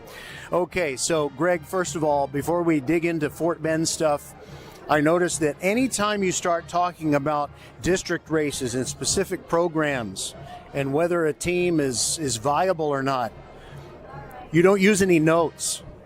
How do you know all that stuff about all these hundreds of teams all over the state? Well, Roger, my brain is broken in a very specific way that allows me to keep this information. But a lot of it is just, swimming in the soup. It's the kind of thing where my job at Dave Campbell's Texas Football allows me to spend a lot of time thinking about high school football year round and stuff. It's a passion for me and for our entire staff. And so one of the things that I really enjoy about it is that there is that depth. And what I love about Dave Campbell's Texas Football and working there is that every program matters. Every program has value, and every program has a story to tell, and we just get to tell those stories. So, yeah, there's a lot of stuff in my brain, and there are certainly times where I will say something and I go, why do I know that? Like, why is that in my brain? But at the same time, I'm thankful for it, and it just is a way for me to kind of express my passion and express the passion of Dave Campbell's Texas Football towards high school football. And you're not like Dick Vitale, who says so many different things that are often contradictory that eventually one of them will be true and he'll say, yeah, I told you that a long time ago. It's not like that with you. Okay, so let's first of all talk about Fort Bend County's 6A teams, and there's kind of a different lineup now. And let's talk about the fact that Ridge Point is a very quality program, but if they can just get into a region where they don't have to play Atascocita or North Shore, maybe they could go a little bit farther.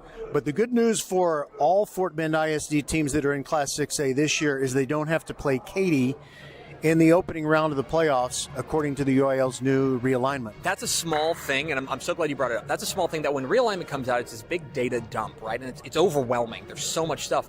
And so it takes people a while to figure out what's important and what's not. And a small thing, like moving from District 20 to moving to District 21, that's a small thing that for 98% of people is not going to register. But you hit the nail on the head.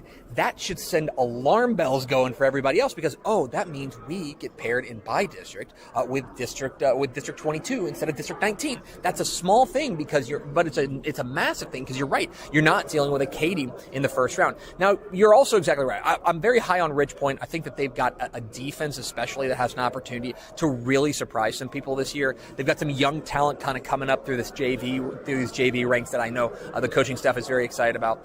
The issue once again is going to be that yes, you escape District 19 in the first round.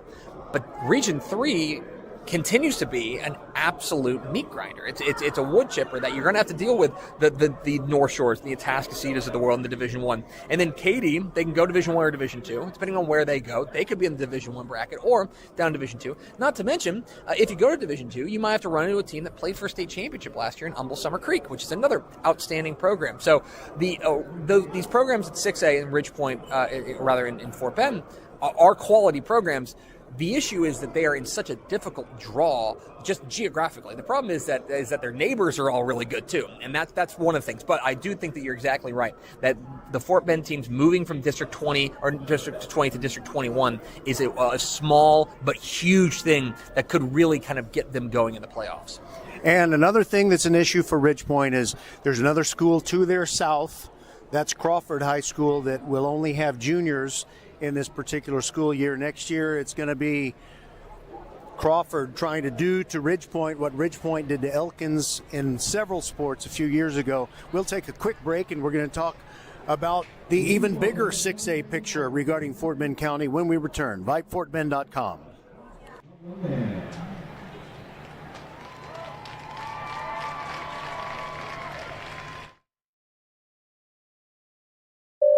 Xfinity here. How can we help? Hi, My daughter invited her entire class to her birthday party. Can my Wi-Fi handle it? Oh, well, at Xfinity, our latest gateways have tri-band Wi-Fi technology, letting you connect hundreds of devices at once. No way. So if all the kids are watching stuff on their phones, while their parents are sharing videos online. Yep, go ahead and watch videos. They can all do their thing and party their way. No problem. Oh, we are gonna need a bigger cake. Now through September 21st, get fast, reliable Xfinity Gig Internet for $25 a month for 2 years when you add Xfinity Mobile with unlimited data. And get Peacock Premium, a $7.99 a month value included. Go to Xfinity.com, call 1-800-XFINITY, or visit a store today. Xfinity, bring on the good stuff. Restrictions apply. Requires paperless bill and auto-pay with stored bank account. Equipment, taxes, and fees extra. Gig Wi-Fi requires Xfinity Gateway. Xfinity Mobile requires Xfinity Internet. After promo, regular internet rates apply. Actual speeds vary. All right, we are back and ready to talk 6A football a little bit more. The ranks have swelled as far as the Fort Bend County population. Fulshear and Foster moving up into a district that includes, George Ranch, Strake Jesuit, and the A-Leaf schools. And holy crap, Greg Tepper, you have ranked the Fulshear Chargers 25th in the state in their first ever year in Class 6A. How about that? Yeah, we're very bullish on them, and you know, one thing that I think people of Fort Bend County need to consider is maybe like making the county less desirable to live in, because now all these programs, the population's swelling, and so these programs are all getting moved up to 6A. But Fulshear is a team that we are very bullish on at Dave Campbell's Texas Football. We think Nick Caduti has done an absolutely bang-up job getting that program off the ground and really establishing kind of an identity with them. That's one of the things about these younger programs is sometimes you don't necessarily understand what they're going to be all about, but you kind of understand exactly what Fulshear is going to be about. And they're going to be about points. They're going to be about explosive playmakers. They're going to be about high-flying offenses and speed. That is the thing that really, when I look at a team like Fulshear, I'm really, really excited about. But I do think that you're exactly right, kind of moving up along with Richmond Foster, which I know has had some, let's say, uncharacteristic seasons in the past couple of years. Moving up, I think, could be kind of a strange way a real blessing for them, simply because a new kind of wipe the slate clean, a new opportunity there in 6A. And furthermore, I do think there's an argument to be made that their district is actually, more manageable at the 6A level than it was in the 5A, because their 5A district was such a meat grinder. And so I look at those teams moving up and think that, especially a team like Fulshear, and then I do think that you're gonna get the wheels back on there at Richmond Foster, and things could be kind of moving up. Moving up to 6A is no fun, but at the same time, I do think that they're pretty well equipped to handle it, at least in the short term. And you mentioned Coach Nick Caduti. I just like to hang around with him. He makes me feel inspired, more confident, more like feel a little bit more macho, because he's just got that thing about him that transcends to all the athletic programs. And did you know what their slogan is at Fulshear across all the athletic programs? I don't. They call it the Bad Dirty F. The Bad Dirty Apple. I will tell you, when I talk with Nick Caduti, what he does is he inspires me to style my hair differently. He's got probably the best hair in Texas high school football coaching, and you can tell him I said that. Yeah, and he wears a sleeveless shirt during some games, if it's a particularly hot weather game. Okay, and also let's not forget George Ranch. They're going to be in that district with Fulshear and Foster, and they do have a state championship in their history, Class 5A, back in 2015. Yeah, and one of the things about George Ranch is, again, they are the team that when they moved up to 6A, challenges off the bat, but they're growing into that role as well. The issue there is, again, the explosion in Lamar Consolidated ISD and just the huge programs that are schools opening and kind of splitting the talent a variety of different ways. I think you go back to George Ranch, that title year, you really caught lightning in a bottle, and it seemed to be like all the great players in Lamar Consolidated ISD were all piled into George Ranch. Now it's being divided up among a number of other programs, including some 5A programs. It's a very, very it's a moving target there in Lamar and LCISD. But George Ranch, I think, is in very good hands, and I think they'll be a playoff team as well in 2024. And for the record, Ridge Point ranked 14th by Dave Campbell's Texas Football in the preseason poll. Fulshear 25th, and the Hightower Hurricanes at 36. We'll talk Class 5A football when we return on VypeFortBend.com.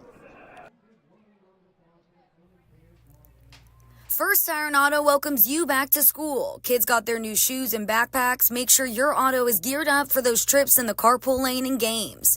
First Iron Automotive prioritizes their customers and employees above all else. Their core values: family, integrity, reliability, service, and trust. Wherever your journey leads, reliable auto care is essential. Great savings on oil changes and brake service, too.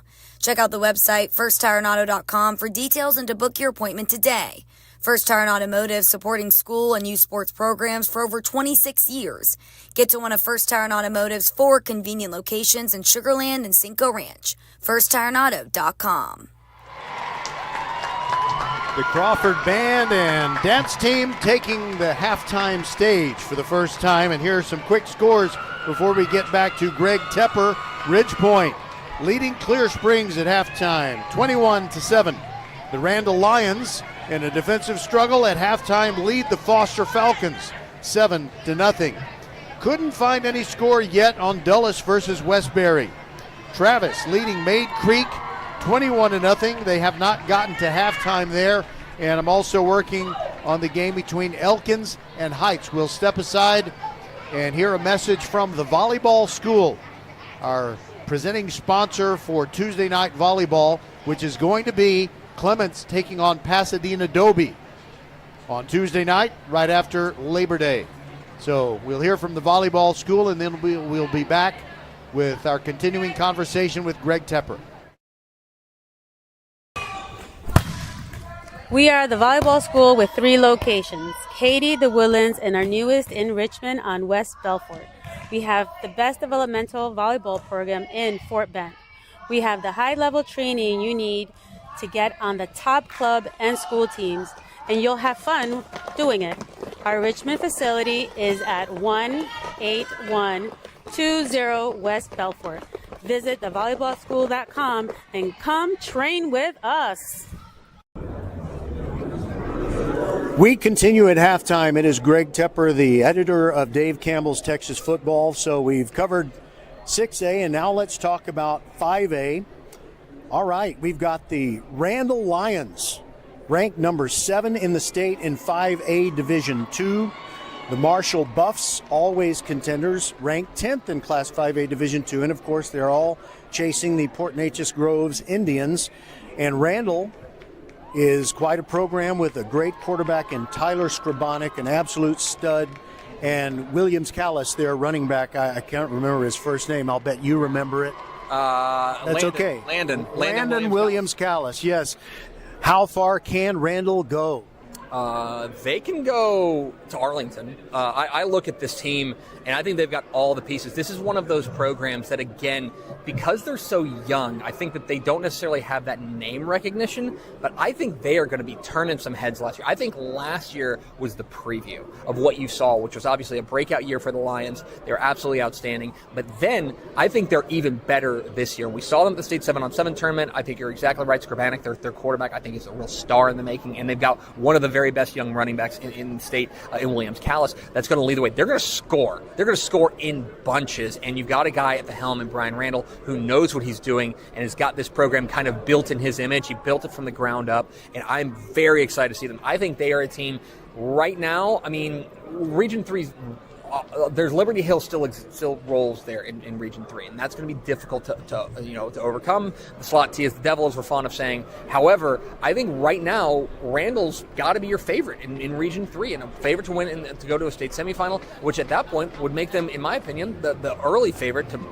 beat Region 4 in a state semifinal and make it to a title game. So I look at Randall and say they can realistically say Arlington is our goal this year. There's not a lot of programs that can say that, but they're on that short list of teams that can put Arlington on their goal. And before we stop talking about Randall, I have to mention Skylar Skrabonic, his sister, a freshman at Florida State, and she has a scholarship in sand volleyball, not court volleyball, sand volleyball. She is as great an athlete in her game as Tyler is in his. But you talk Randall, the Marshall Buffs say, not so fast, my friend. Coach James Williams has a great team again this year, especially at wide receiver. He's got Andre Feast and Jacaden Ferguson. as long as he can get the junior quarterback getting the ball to them, I think they are going to have something to say about it. So Fort Bend Marshall, the real question I think in that district is there a changing of the guard in Houston in 5A Division II? Because Fort Bend Marshall has been, now they've not always gone to a state semifinal. They haven't always won the region, but they have always been, in a large part, the team to beat in Region 3 in Houston and in 5A Division II. Well, here comes Randall and the new kid on the block trying to take that crown. James Williams' bunch is not going to give it away easily. They've got big-time playmakers. I think you're exactly right. Out wide, they're going to be as talented as almost anybody in the state of Texas. And I think that their defense, which is always, I think, underrated for them, they have got playmakers, especially in the secondary, that are going to make it difficult. That game between Randall and Marshall may be not just for the district championship. It may be for the early pole position in 5A Division II heading into the playoffs, at least in Region 3, because I think that those are probably, you add in Liberty Hill in some way, those three teams are the teams that are going to be contending at the 5A Division II level. And of all the no-brainers on my broadcast schedule for the year, Randall versus Marshall is the absolute gotta go do that game. And I would suggest that you tell the folks that produce High School Scoreboard Live, they need to be on location. Now, listen, I am a voice in the room and not an important voice in the room, but I will make sure I'm banging the table saying we got to make sure we're at Randall and Marshall, because that is one of the biggest games of the year. All right, Greg Tepper, always generous with his time, and we'll be back and we'll just talk about state championships in the higher classifications. Just asking for one-word answers, I guess, and I'm sure he has some ready. This is VypeFortBend.com. Xfinity here. How can we help? Hi, my daughter invited her entire class to her birthday party. Can my Wi-Fi handle it? Oh, well, at Xfinity, our latest gateways have tri-band Wi-Fi technology, letting you connect hundreds of devices at once. No way. So if all the kids are watching stuff on their phones, well, their parents are sharing videos online. Yep, go ahead and watch videos. They can all do their thing and party their way. No problem. Oh, we are gonna need a bigger cake. Now through September 21st, get fast, reliable Xfinity Gig Internet for $25 a month for 2 years when you add Xfinity Mobile with unlimited data. And get Peacock Premium, a $7.99 a month value included. Go to Xfinity.com, call 1-800-XFINITY, or visit a store today. Xfinity, bring on the good stuff. Restrictions apply. Requires paperless bill and auto-pay with stored bank account. Equipment, taxes, and fees extra. Gig Wi-Fi requires Xfinity Gateway. Xfinity Mobile requires Xfinity Internet. After promo, regular internet rates apply. Actual speeds vary.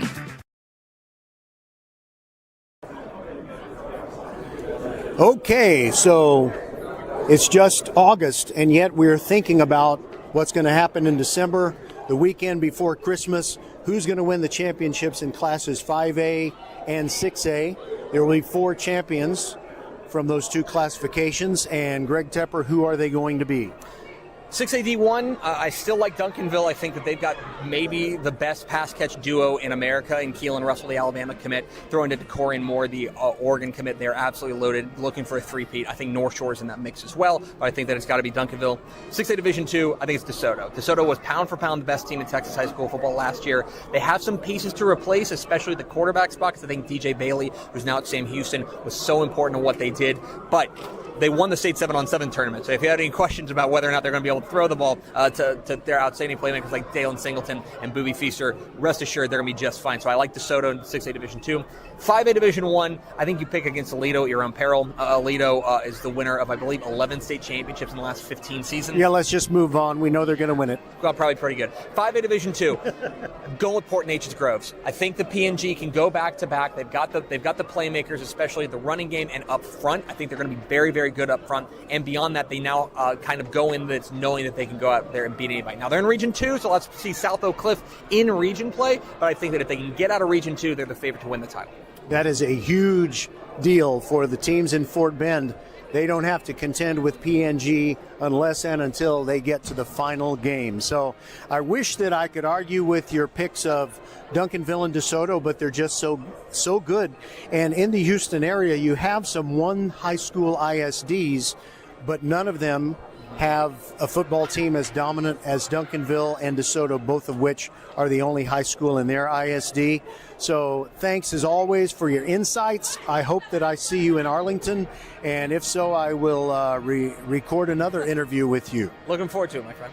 All right, that is Greg Tepper, the editor of Dave Campbell's Texas Football. Go get your copy if you have not already.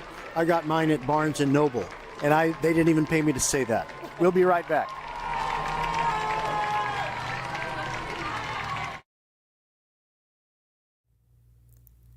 First Iron Auto welcomes you back to school. Kids got their new shoes and backpacks. Make sure your auto is geared up for those trips in the carpool lane and games. First Iron Automotive prioritizes their customers and employees above all else. Their core values: family, integrity, reliability, service, and trust. Wherever your journey leads, reliable auto care is essential. Great savings on oil changes and brake service too. Check out the website firstironauto.com for details and to book your appointment today. First Iron Automotive, supporting school and youth sports programs for over 26 years. Get to one of First Iron Automotive's 4 convenient locations in Sugar Land and Cinco Ranch. firstironauto.com. All right, we are very privileged for the second year in a row to get a chance to talk with Sonny Dykes, the head coach of the TCU Horned Frogs, on our VypeFortBend.com halftime. And Coach, good luck with your first game of the year. It is going to be late night, Friday night at Stanford. How did that matchup come about? Yeah, it's one of those ones that's been on the books, I think, for a while. And the fact that it's going to be a Friday night is going to make the trip more interesting, and a late one Friday night. Obviously, we're traveling out west, and probably be a 9:30 Central Time kickoff, I believe, is when it's going to go down. So will be a late night for our guys. We're going to have to do a good job getting our players ready for that and make sure that they understand kind of the schedule and the body clock and all the things that go into it. But should be a great game. We're looking forward to it. Stanford's a team I'm sure that's going to be very much improved. Troy Taylor, the head coach here, is a very, very good coach. They've got good players, and it'll be a big challenge. I'll finish my Friday night broadcast in the Central Time Zone, drink a cup of coffee on the way home, which I don't normally do, and then watch your team play. Last year at this time, we were talking about going up against Colorado and the Coach Prime big show that was. A remarkable victory for the Buffaloes, but both his team and your team kind of ended up having mediocre seasons in 2023. Yeah, that was kind of a microcosm in a lot of ways of our season.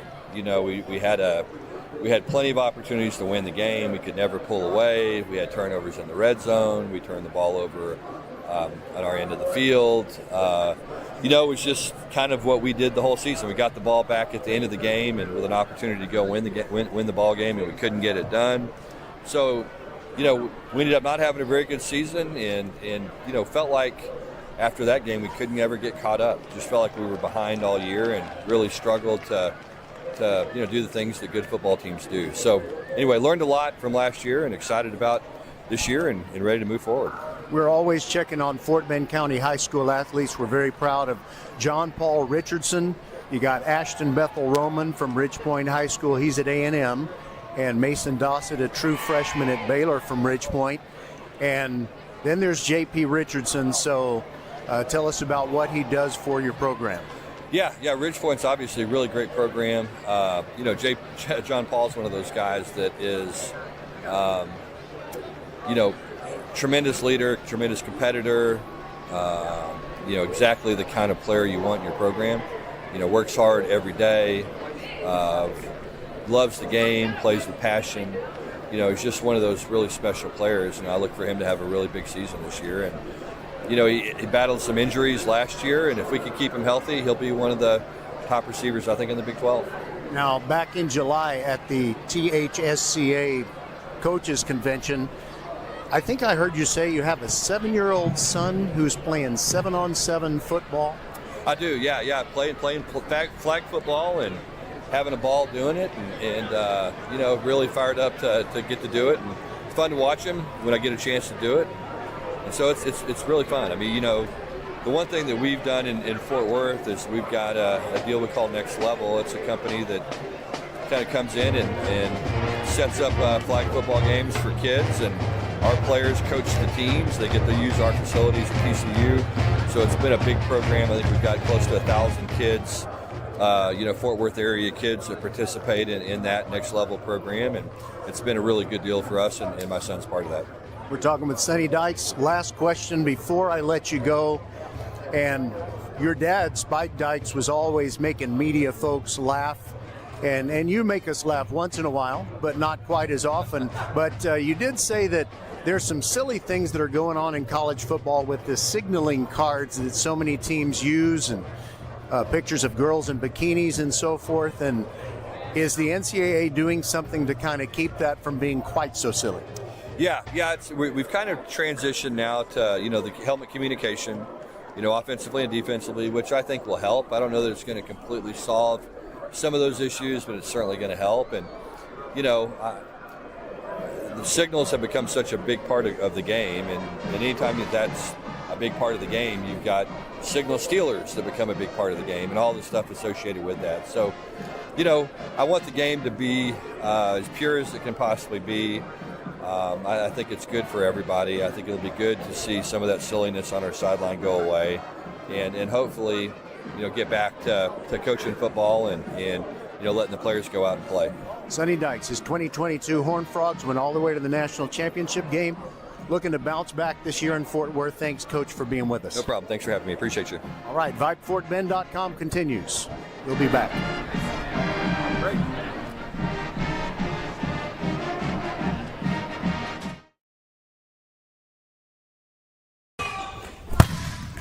We are the volleyball school with 3 locations, Katy, the Woodlands, and our newest in Richmond on West Belfort.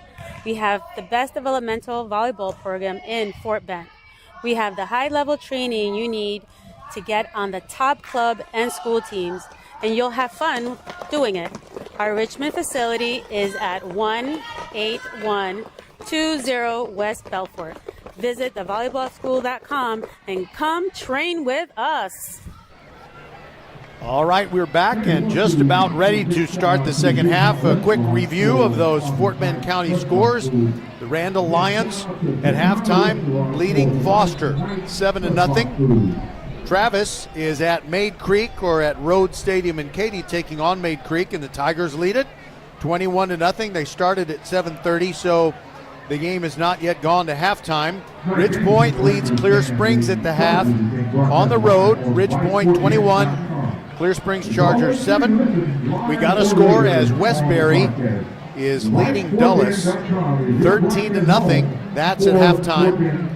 And I was under the impression that Elkins was going to be playing Houston Heights tonight, but evidently that's been taken off the schedule.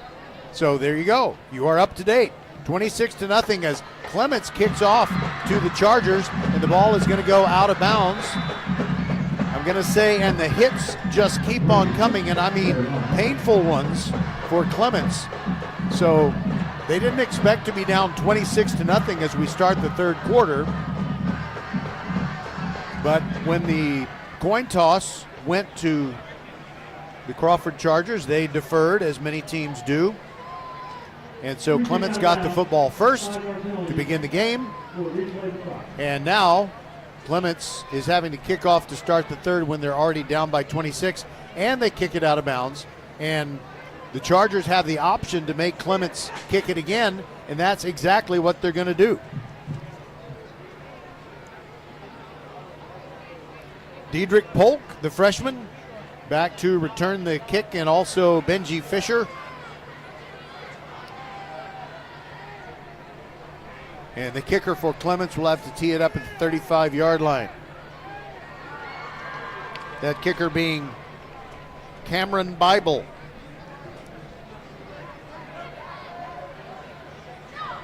I think Crawford would really like an opportunity to return this kick, and I doubt that Cameron Bible can get it to the end zone from 65 yards away. And he kicks one high and rather short, and it's taken there by Diedrich Polk. Moves to the right hash mark, gets all the way across the 40 to the 42. Clements' Brian Zambrana, an outside linebacker, made the special teams tackle, and a good place for Crawford to start at their own. They're going to put him at the 48-yard line. I didn't realize he got that far. Perhaps a favorable spot. Very good field position for Crawford, which is leading 26-0 through 2 quarters. over Clements in their varsity debut. John Carter takes the snap, zips it to Alakija, moving off the left side, picked up about 5 before he's squashed. Shane Kasich brought him down. And I'm sure that Crawford, with this 26-point lead, as long as they can make that ground game work, would be more than happy to continue to do that. Run clock. Cam Alakija certainly has what it takes. They're letting the play clock tick down a bit. It is now down to 12 seconds. Now John Carter calling out the signals. High snap again. Gives to Alakija straight up the middle. Not a lot of resistance. Inside the 35 to the 33 and a first down. 14-yard pickup. Alakija has been carrying the mail very effectively for these Crawford Chargers.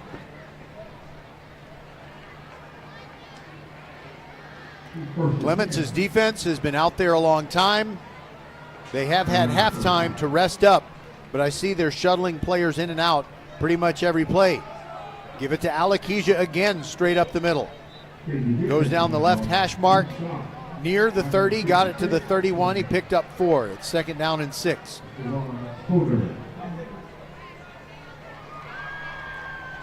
One of the linemen coming off the field for Crawford, it is Cedric Frazier. Doesn't look like he's cramping. I'm not really sure why he came out.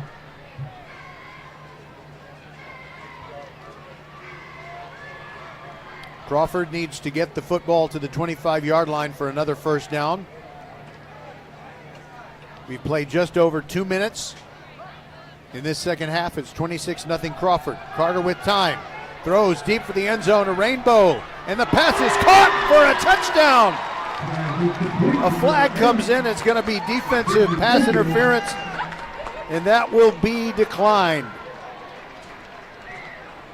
It's a touchdown pass to Benji Fisher.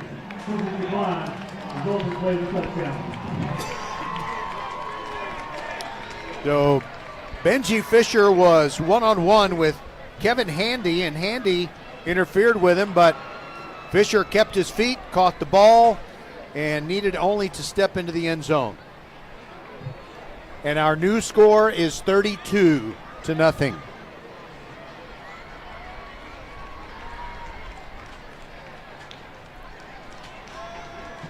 Arana is on for the extra point kick. And now cramping for the holder. That's Benji Fisher, who caught the touchdown pass. He's the holder, and as he kind of crouched to hold the football for Arana before they snapped it, he just rolled over. He's hurting. We'll take a break and be back. Extra point pending. Xfinity here. How can we help? Hi, my daughter invited her entire class to her birthday party. Can my Wi-Fi handle it? Oh, well, at Xfinity, our latest gateways have tri-band Wi-Fi technology, letting you connect hundreds of devices at once. No way. So if all the kids are watching stuff on their phones, well, their parents are sharing videos online. Yep, go ahead and watch videos. They can all do their thing and party their way. No problem. Oh, we are gonna need a bigger cake. Now through September 21st, get fast, reliable Xfinity Gig Internet for $25 a month for 2 years when you add Xfinity Mobile with unlimited data. And get Peacock Premium, a $7.99 a month value included. Go to Xfinity.com, call 1-800-XFINITY, or visit a store today. Xfinity, bring on the good stuff. Restrictions apply. Requires paperless bill and auto-pay with stored bank account. Equipment, taxes, and fees extra. Gig Wi-Fi requires Xfinity Gateway. Xfinity Mobile requires Xfinity Internet. After promo, regular internet rates apply. Actual speeds vary. All right.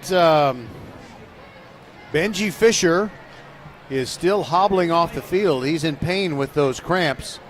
And we'll see who they bring in to hold instead of him, or will they simply run a play and go for the 2-point conversion? That's what they're going to do. Nobody else, I guess, is prepared to hold, so John Carter takes the snap. He's being pressured. He is hit. He goes down. He's sacked. So the score holds after the failure on the extra point try, but that's about the only thing that Crawford has failed at this evening. 32-0, they lead it. We'll be back.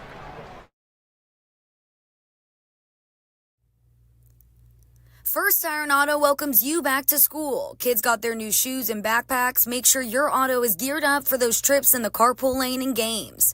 First Tire Automotive prioritizes their customers and employees above all else. Their core values: family, integrity, reliability, service, and trust.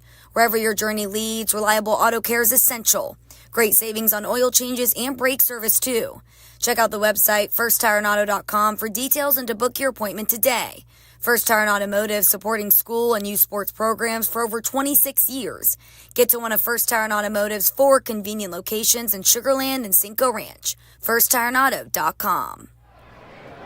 Okay, we have an update on that Ridgepoint game at Clear Springs. The Chargers have closed the gap a little bit. It's 21-14.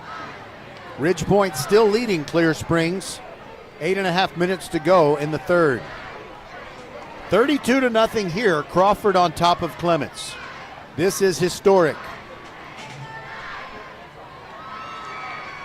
So sometimes you can expect there's a possibility that a team doing something that they haven't done before, kind of moving up in the world and taking on tougher competition, you kind of expect they might fall on their face. Well, let's look at the Fulshire Chargers last night. They took on the Pearland Oilers at the Rig, and they won 19-12. Fulshire, starting the season, ranked 25th in the state in Class 6A, according to Dave Campbell's Texas Football. And these Crawford Chargers look like they know what they're doing. And there is the kickoff by Arana. Sails all the way into the end zone on the fly. It has been a dominant and impressive performance for these young Chargers. By the way, we hope we're making new friends at Crawford. We want to be your favorite place to listen to Fort Bend County High School sports. We look at the 15 schools that we cover on a regular basis, kind of like 15 children. We wish we could spend more time with all of them. We basically do one game at a time, and Chargers, this is your time. All right, Cash Talbot goes in motion for Clements, and now the give to Dressati. He has really stood out for the Clements Rangers on an otherwise dismal night, and he runs for a quick 10 yards on the first play from scrimmage, just short of what they needed for a first down. So he made 9 3/4 yards. That would be 9 yards plus 27 inches. And on the very next play, there goes Dressati. He goes off left tackle, doesn't get far, but he does get a first down. Leading the way out front, blocking for him, was number 14 for the Rangers. Well, I see 14 on the jersey, but I don't see a 14 on the roster. I don't know what to say. Kevin Handy is in the backfield. Dressati is just definitely needing a rest. Clements with a 1st and 10. And the give to Kevin Handy, and it's not his fault, but he just got destroyed as soon as he got the football. Shamar Walls was in on the tackle, but he had help. And the guy who helped him, Jason Barrett, went off the field with a cramp right after making that half tackle. 2nd down and 13 after the tackle for loss.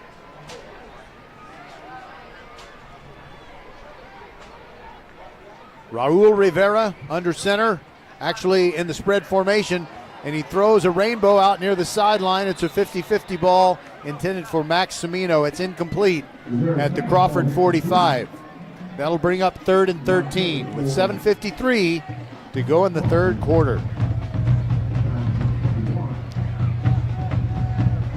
Remember, it is always free to listen live or listen later on the podcast at VypeFortBend.com. And the way this game is going, we might not have too many friends from Clements still listening. because it hurts to be down 32-0, but I got something for you on Tuesday, Clements family. Your team is hosting Tuesday night volleyball on VypeFortBend.com, taking on Pasadena Dobie. Your team is ranked 5th in the state. Now they got Dressati back in the game, and they throw a quick pass to him, but he doesn't get very far. Sniffing it out, spying on him basically. A.J. Jackson wrestled him out of bounds after a very short gain, just 4 yards, so it's 4th and 9, and Clements needs to punt the football away.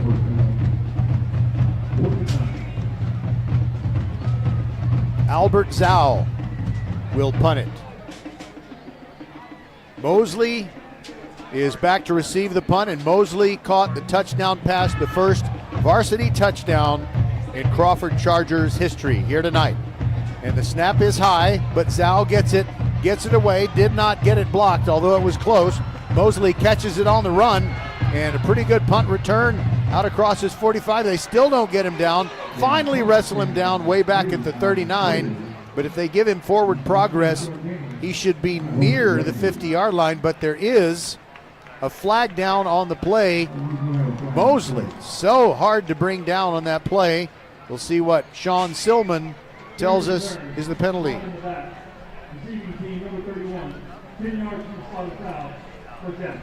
They caught someone with an illegal block in the back. They said number 31 on Crawford, and well, it's another situation where the names weren't changed to protect the innocent or the guilty, but the number was omitted from the roster.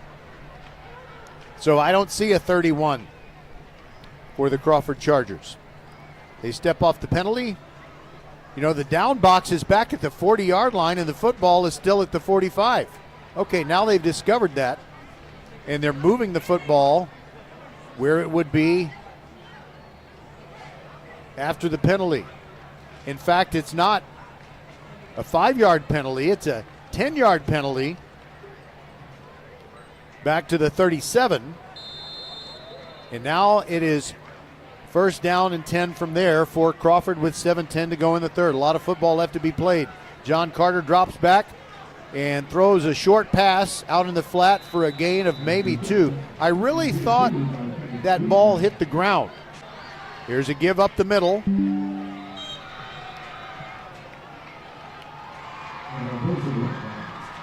Short gain, let's see, I was distracted by a little problem with my equipment, but it was Diedrich Polk on the carry, and he picked up 6, so it's 3rd down and 3. Clements jumps, free play, Carter throwing deep, far sideline, Mosley open, goes up, and it's incomplete, but there's defensive pass interference. There are 2 penalties on the play, and both of them will be against Clements, one for offside, one for defensive pass interference. So this will be a 15-yard penalty and an automatic first down for Crawford. And like I said when this third quarter started, for Clements, the hits, meaning the painful ones, just keep on coming. 2 fouls on the play, both on the defense. Offside, decline. Pass interference defense, 15 yards to the previous spot. First down. Well, I have to say that referee Sean Silman and I are kind of in sync tonight. We thank him for joining us during the Countdown to Kickoff show, and we're always making the appeal for more people, especially you youngsters out there. You need to become officials. We need more officials at all levels of Texas UIL sports.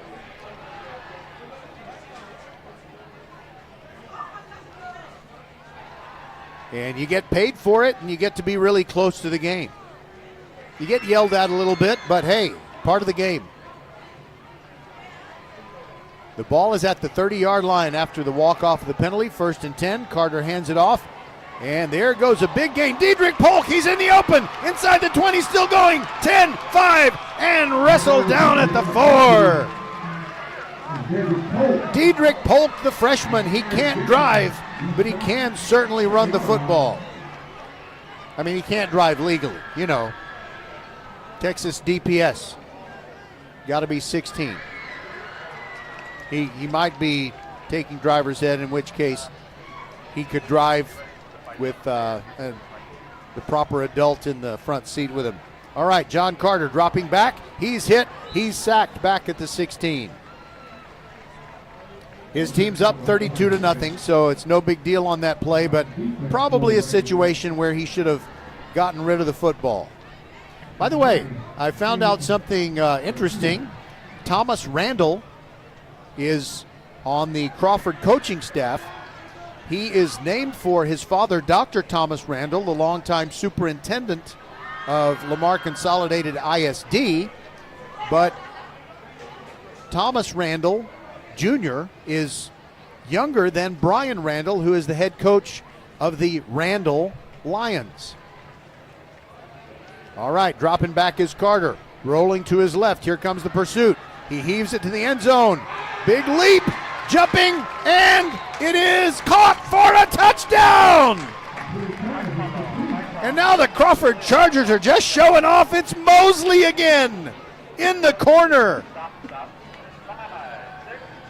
A 15-yard, make it a 16-yard touchdown pass from Carter to Mosley, and those two are making beautiful music together on the first varsity night in the history of Crawford Chargers football. That makes the score 38-0.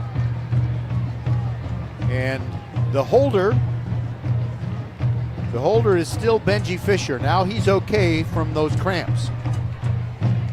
And Arana will come on and try to make it 39-0.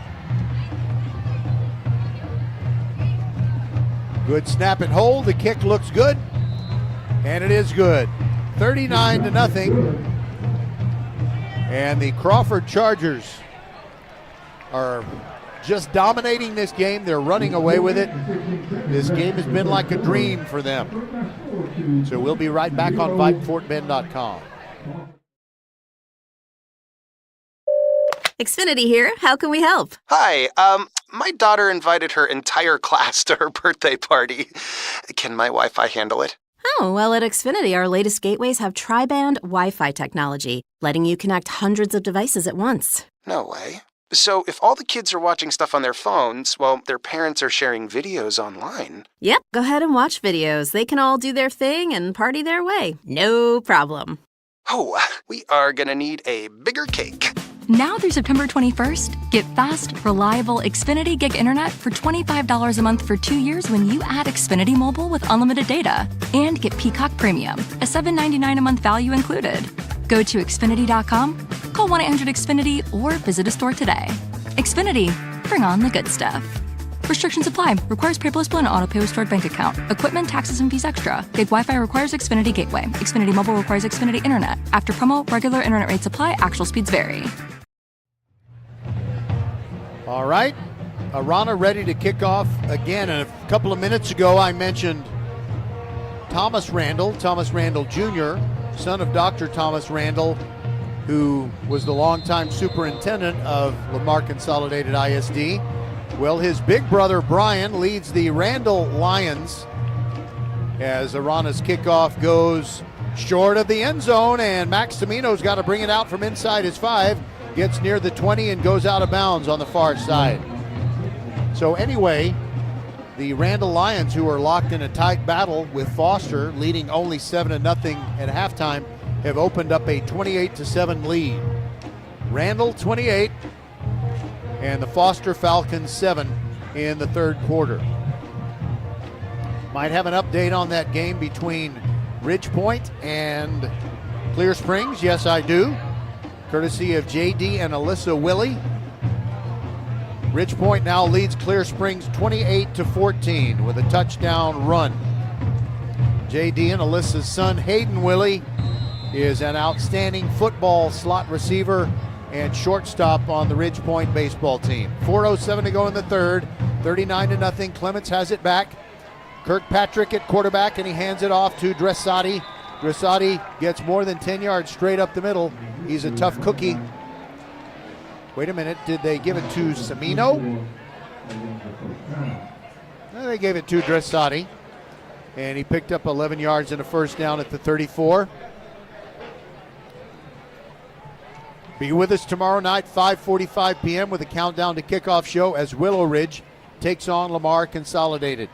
Kirkpatrick claps his hands together, hands it off to Dressati, runs over the right side, gets outside the numbers. Near the sideline, another gain for a first down. And a very late flag. No, I'm sorry.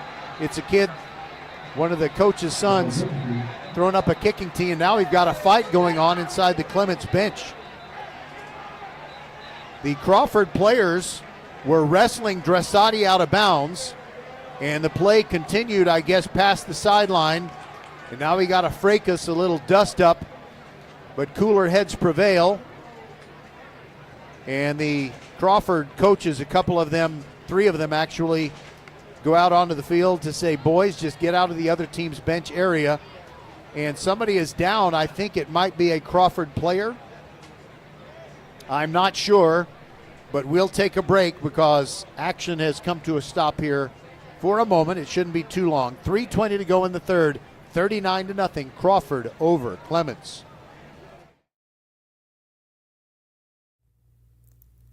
First Iron Auto welcomes you back to school. Kids got their new shoes and backpacks. Make sure your auto is geared up for those trips in the carpool lane and games. First Iron Automotive prioritizes their customers and employees above all else. Their core values: family, integrity, reliability, service, and trust. Wherever your journey leads, reliable auto care is essential. Great savings on oil changes and brake service, too. Check out the website, firsttireandauto.com, for details and to book your appointment today. First Tire and Automotive, supporting school and youth sports programs for over 26 years. Get to one of First Tire and Automotive's 4 convenient locations in Sugar Land and Cinco Ranch. FirstTireandAuto.com. Dead ball, unsportsmanlike conduct. Number 31 on the defense. Dead ball, unsportsmanlike conduct. 9 on the offense. Fouls offset, resulting in play of the first down. All right, so I think you heard Mr. Silman, the referee. He said unsportsmanlike conduct, number 31 on the defense, but there is no 31 on my Crawford roster.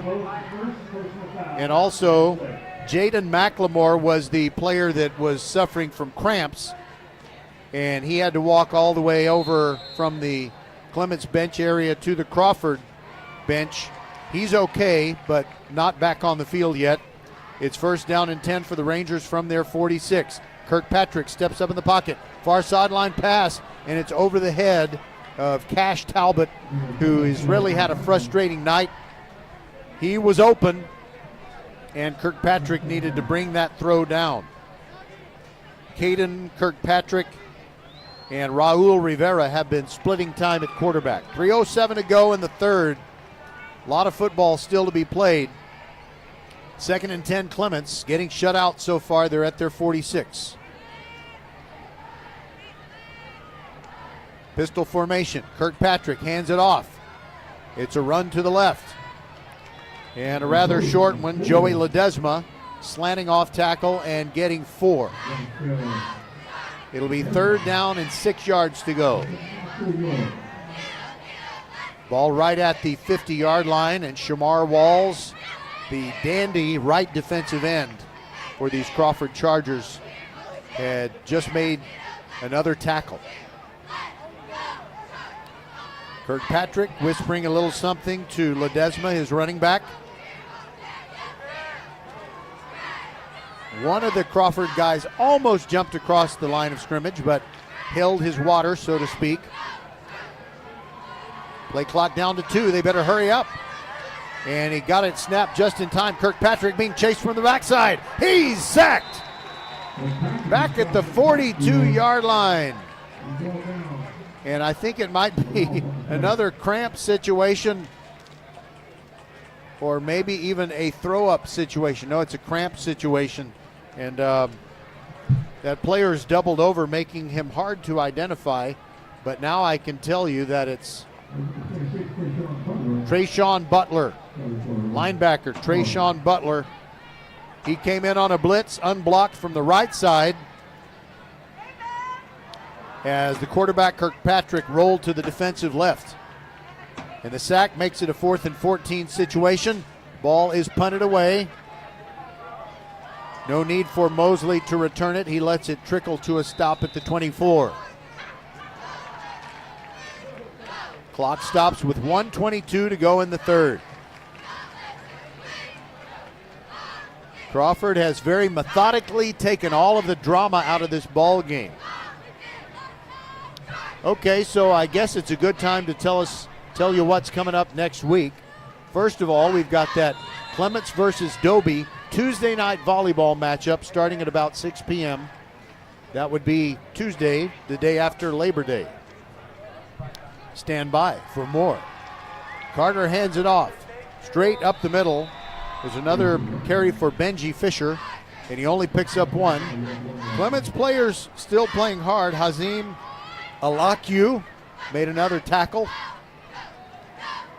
2nd and 9 from the 25-yard line. So our Thursday football game next week is Fulshear against Ridgepoint. Should be a dandy. Jordan against Travis from Hall Stadium is our Friday game. Low snap. John Carter picks it up, throws one in the flat. Got a completion. Short gain, however. 3-yard pickup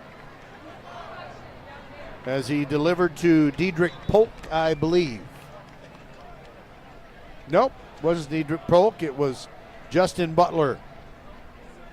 Okay, so next week on Friday here at Hall Stadium, Jordan against Travis, and Travis looking good. They were leading 21-0 over Maid Creek over at Katie's Road Stadium. And then our Saturday night game next week is Lamar Consolidated taking on the Kempner Cougars, who won their season opener over Aldine after going 0-10 in 2023. Oh, and don't forget, tomorrow night right here, we haven't even finished week 1. It's Lamar Consolidated against the Willow Ridge Eagles. That's the end of the third quarter. You're listening to VypeFortBend.com. It's all Crawford, 39-0 over Clements.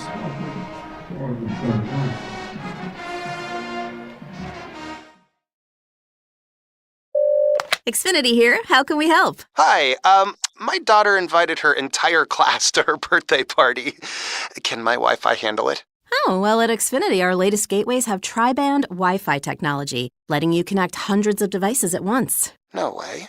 So if all the kids are watching stuff on their phones, well, their parents are sharing videos online. Yep, go ahead and watch videos. They can all do their thing and party their way. No problem. Oh, we are gonna need a bigger cake. Now through September 21st, get fast, reliable Xfinity Gig Internet for $25 a month for 2 years when you add Xfinity Mobile with unlimited data. And get Peacock Premium, a $7.99 a month value included. Go to Xfinity.com, call 1-800-XFINITY, or visit a store today. Xfinity, bring on the good stuff. Restrictions apply. Requires paperless bill and auto-pay with stored bank account. Equipment, taxes, and fees extra. Gig Wi-Fi requires Xfinity Gateway. Xfinity Mobile requires Xfinity Internet. After promo, regular internet rates apply. Actual speeds vary. The first play of the fourth quarter is whistled dead before it gets started. One of the Clements players jumped the gun and went through into the backfield. So in order to protect the quarterback, John Carter, they blew the whistle. It's offsides. So rather than 3rd and 6 for the Chargers, it's going to be 3rd down and 1.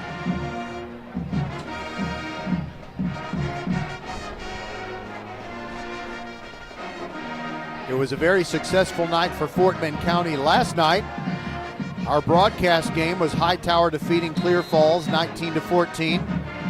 The Marshall Buffs came from behind in the fourth quarter to win 26-23 over Friendswood. Kempner won 19-3 at Aldine, and there was one other.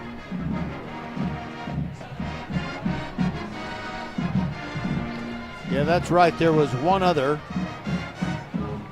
But hold on. Here's a running play to the left. And the give, I think they gave it to Elijah McLean. He's getting some carries at running back. In fact, I might have said Elijah McLean was running the football a couple of times. Or I might have said Benji Fisher was running the ball, and I think Elijah McLean is getting some reps. Well, he got dropped for a loss of 1. It's 4th and 2. And now a whistle. Timeout Clements. And that gives me a chance to tell you, of course, the other Fort Bend County win last night. was the Fulshire Chargers making their Class 6A debut, going to the rig at Pearland and defeating the Oilers 19-12. And as we mentioned during the halftime show in our conversation with Greg Tepper of Dave Campbell's Texas Football, Fulshire is ranked 25th in the state in Class 6A. Randall is in the top 10 in Class 5A Division II, depending on which poll you look at. Ridge Point looking very impressive thus far in their debut tonight at Clear Springs, leading 28-14. Wait a minute. They've upped the ante. 35-14. Ridge Point leads Clear Springs. 35-14 is the score. Austin Carlisle, a 40-yard pass to Dane Jones. And now it's a punt. Arana punts it away for the Crawford Chargers. And with 11:16 to go, their defense will go out there and try to preserve the shutout. Right now they lead 39-0.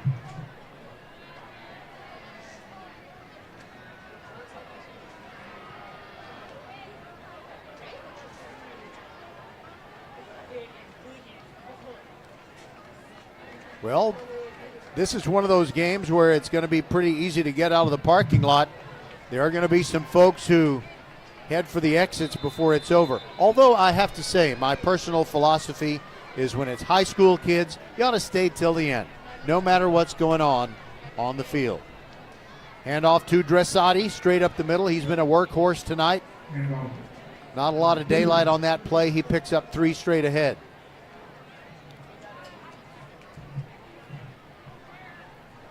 Camden Lee came up out of the secondary to drop him on that play.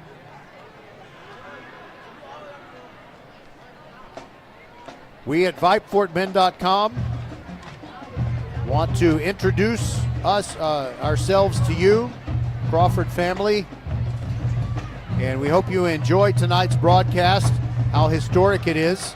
There's a jet sweep by Max Semino and big penetration on the part of this Crawford defense. They drop him for a loss of 1.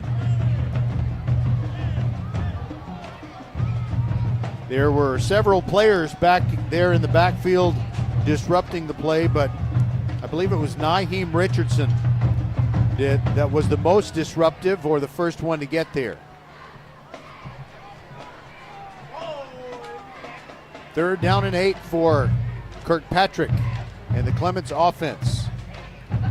Joey Ledesma is the running back. Kirkpatrick looks at the far sideline, now looking for Semino, and he underthrew the ball and it was intercepted. No, it was incomplete. It was nearly the 3rd interception of the night for the secondary of these Crawford Chargers, and Alonzo Bailey would have been able to say he got a pick in the first ever varsity game. And what looks like it'll be, well, it doesn't look like it. It's going to be the first ever varsity win for the Crawford Chargers. And who knows what happens after this. But it's very promising, I got to say. 4th down and 8, and Kirkpatrick will go for it. He drops back, look in deep over the middle, and the pass is caught for a first down. He gets it to Albert Zhao. That is a first down. Think of First Tire and Automotive. For all your car care needs, check them out at firsttireandauto.com. It gets them to the 47 or 37-yard line of Crawford. 38, make it.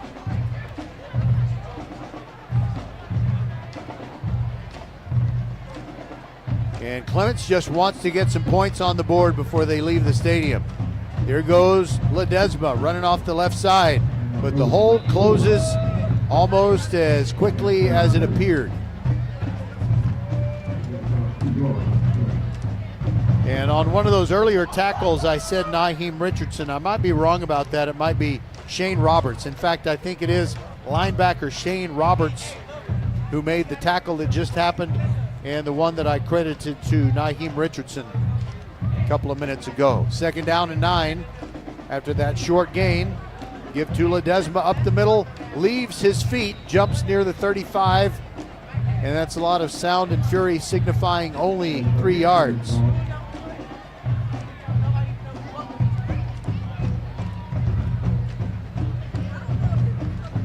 So it'll be 3rd down, probably a passing down, and more than likely 4 down territory for the Rangers as the clock is under 8.5 minutes left. 39-0, Crawford over Clements.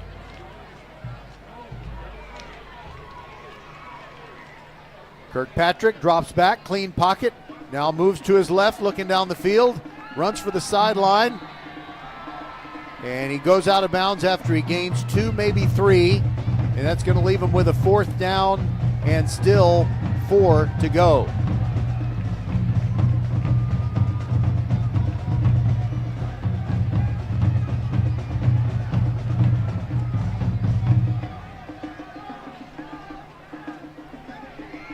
Clements has been taking its time. Once the scoreboard was basically a lost cause. Here's a bootleg. Kirkpatrick rolling to his right, throws it to Talbot, who bobbled the ball and dropped it. And what a frustrating night for Cash Talbot. When he's been open, quarterbacks haven't been able to get the ball to him, and when he's been open short on something like that, sometimes the ball just hits him in the hands and he hasn't been able to hold on. Jason Barrett was there on the coverage that once that initial bobble came, Barrett was able to swat it down and make sure it wasn't a catch. Well, one thing about our broadcasts that I wish we could do, but we don't really have the personnel to do it, don't have the equipment to do it. We would like to get post-game interviews, especially after a historic game such as this. The first ever varsity game for Crawford and their first ever win, and a resounding one is what it's going to be. But I'm a one-man show, and I just couldn't go down and get somebody and get a post-game thing going. And now a quick pass. Let's see, is it still the same quarterback? Yeah, it's still John Carter. And he threw a little 3-yard stop route.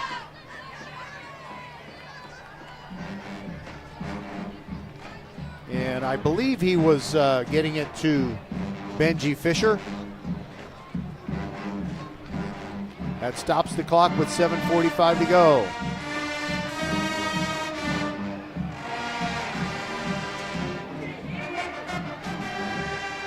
Clements band still having fun, even though their team is getting it handed to them tonight.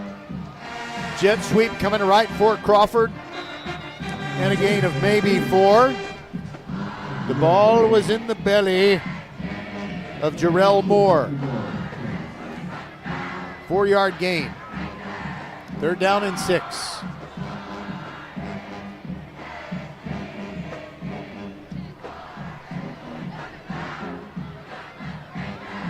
You notice, I think you can hear it on our crowd mic. The Clements band is saying it's all about the Rangers instead of Cougars, and they spell out Rangers. Which is kind of hard because I think Rangers has one more letter than Cougars. No, it doesn't. Never mind. They can still spell Rangers without speeding it up. All right, 3rd down and 6. Carter flushed, rolling left, runs away from the pressure, gets the 1st down. He's got great ability. 45. Now he gets a block near the 50. Far sideline. And he goes out of bounds, and there's a flag. I think it's going to be a blindside block on the Crawford Chargers that will negate that play. But the takeaway for me is just how well John Carter escapes the rush.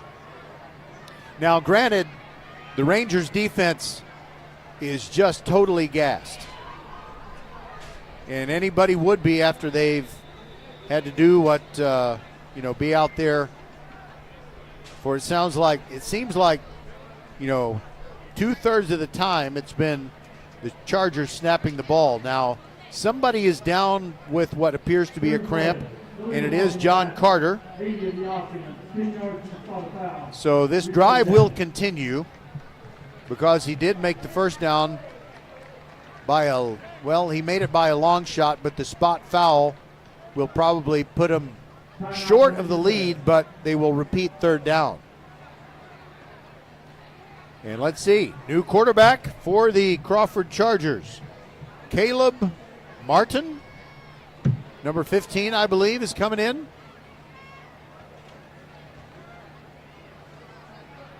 Or is it going to be somebody else? Well, Benji Fisher is listed as a quarterback. But you also, you got Benji Fisher out there, and you got Jaden McLemore. It'll be Fisher taking the snap. It's a low one. Hands it off on the draw play. Not much there. Elijah McLean with the ball, and he keeps fighting. I didn't give him enough credit. It looked like he was going to go down for no gain, but he did get a gain of about 3, so it's going to be 4th and 2. And I wonder if Crawford will punt it away or try to prolong this drive.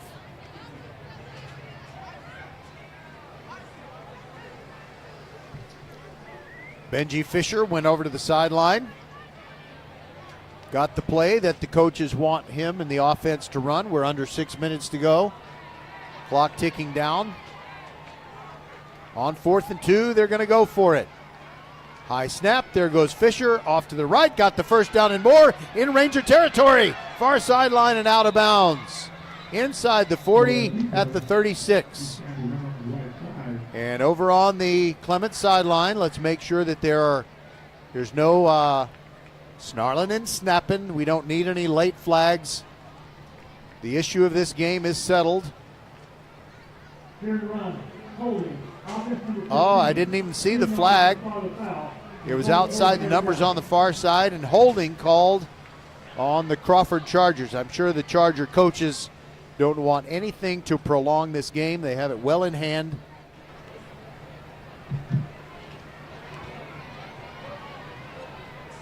All right, I might try to get you a score on that Dulles versus Westbury game. I think I can do that. I have the technology. Okay, after the walk-off of the penalty, it's a first down, but they're back at their own 48, are the Chargers. 1st and 10 from their own 48. Fisher hands it off, and a run to the left won't get anything. In fact, it'll be a loss of 2. And after they unpile all the bodies there, who gets up last? It's Elijah McLean.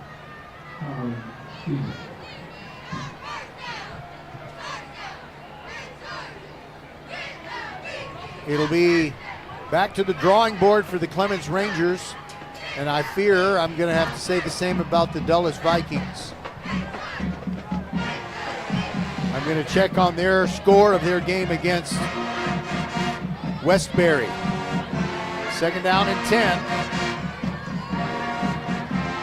There's the snap, and it's going to be a sack. A fumbled snap. Benji Fisher had to go low to get it. Not really his fault.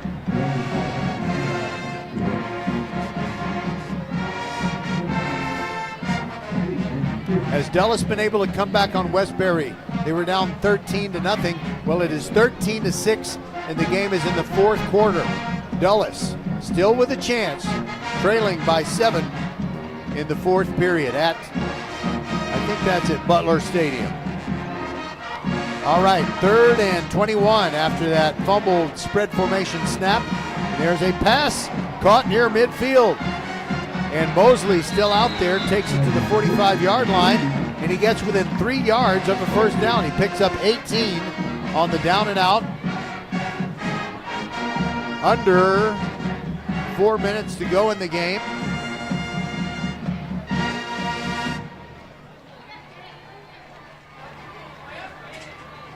Wow, I don't really know if the Crawford Chargers would want to hang 40 plus on their first victim in varsity ball. They might want to.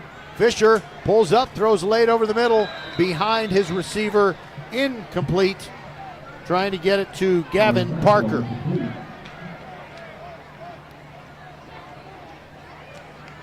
Okay, that was 4th down. And the ball goes over. Clements will take over on downs.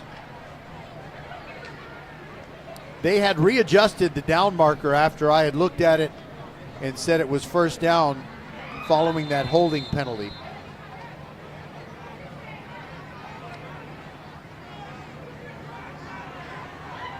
So the Rangers will try to make something happen in the final 3:39 and get on the scoreboard as they trail 39-0.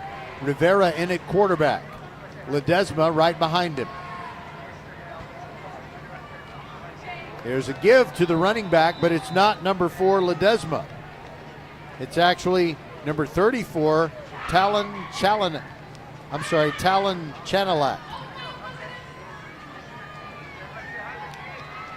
Talon Chanelak is really bulked up. I've seen him before, and I thought he was a little more slender. But he's kind of built like Norm Bulash used to be. Played at Lamarck and played for TCU and several years in the NFL. 2-yard gain for Chanelak on that last play, 2nd down and 8. They give it to Chanelak again. He runs through the middle and he runs into a teal wall. And the teal wall is wearing a number 12 jersey, Travis Barad.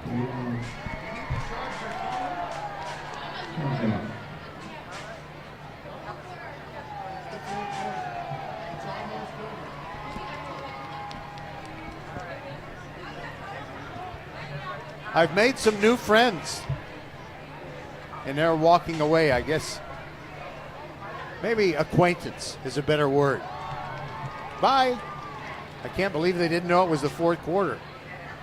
Man, if this game wasn't in the 4th quarter, I'd rather be sticking needles in my eyes. Rivera throwing deep, turn around, and a beautiful catch at the 21-yard line. Cash Talbot on a frustrating night had an underthrown ball. He had to kind of fight through a defender who didn't really know where the ball was. And Cash Talbot catches it at the 22. We're under 2 minutes to go in the game. The clock operator started running the clock long before the chains got set. Really bothers me when they do that. But Rangers are trying to get on the board, and Crawford trying to preserve the shutout. Rivera pumps short, throwing near the pylon, and the pass is picked off in the end zone. Crawford will get its shutout. And who picked off that pass? I think it's number 18, but I'm going to stare him down and make sure.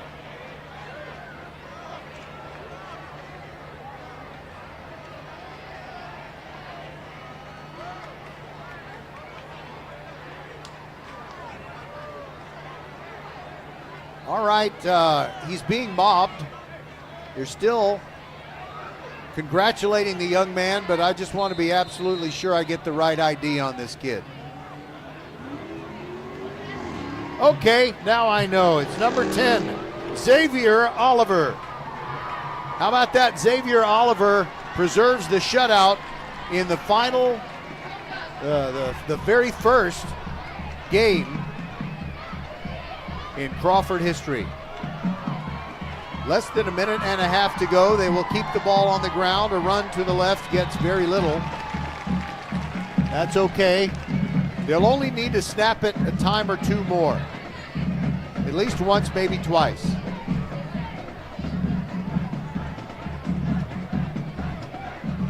What a triumphant night for the Crawford Chargers and a night to forget for the Clements Rangers. And just about now, the game between TCU and Stanford is kicking off. Good luck to head coach Sonny Dykes, and thanks for being our halftime guest. Thanks to the miracle of web radio. Benji Fisher taking the snap, taking the play clock all the way down as much as he could. Then there's a run up the middle, and this is going to be a long run, a really long run across the 50. All the way inside the 40, still going, inside the 20, and out of bounds in the red zone. And I believe that's Elijah McClain. It could be Jacob Jolivet. Well, if it was Jacob Jolivet, I believe that would be his first carry.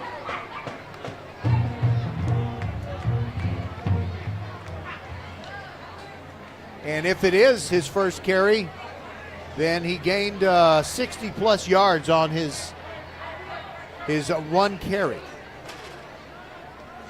Now it's victory formation, and Crawford will take a knee, and that'll do it.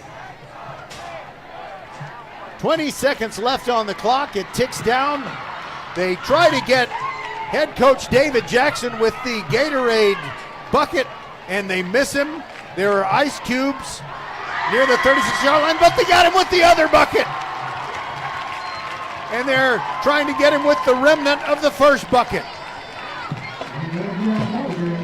He is chilled right now, but he's probably rarely felt that good after a football game in his life. Congratulations to everybody at Crawford. You were awesome tonight. So the Clements Rangers will lick their wounds, so to speak, and they'll just have to get ready for week 2. You heard my friend Todd Harris, the PA announcer, say thanks for coming out to Hall Stadium. I think you heard that, and I'm going to say thank you for listening on this wonderful, historic night, the debut of varsity football for the Crawford Chargers, and what a smashing success it is as they defeat the Clements Rangers by a score of 39-0. I want to thank Rosie Bega, Merle Bertrand, Suna Venkat, everybody who is a part of VypeFortBend.com, Patrick Kinnick, Bob McKay. We are your one and only broadcast home for Fort Bend County High School sports. Congratulations, Crawford. 39-0, you win it over Clements in your very first varsity game. You shut them out, and you win handily. Little brother is growing fast already. Good night, everybody, from Hall Stadium, and God bless. We'll talk to you tomorrow night at 5:45 p.m. with the Countdown to Kickoff show when we bring you Willow Ridge against Lamar Consolidated. And we'll let the bands play you out.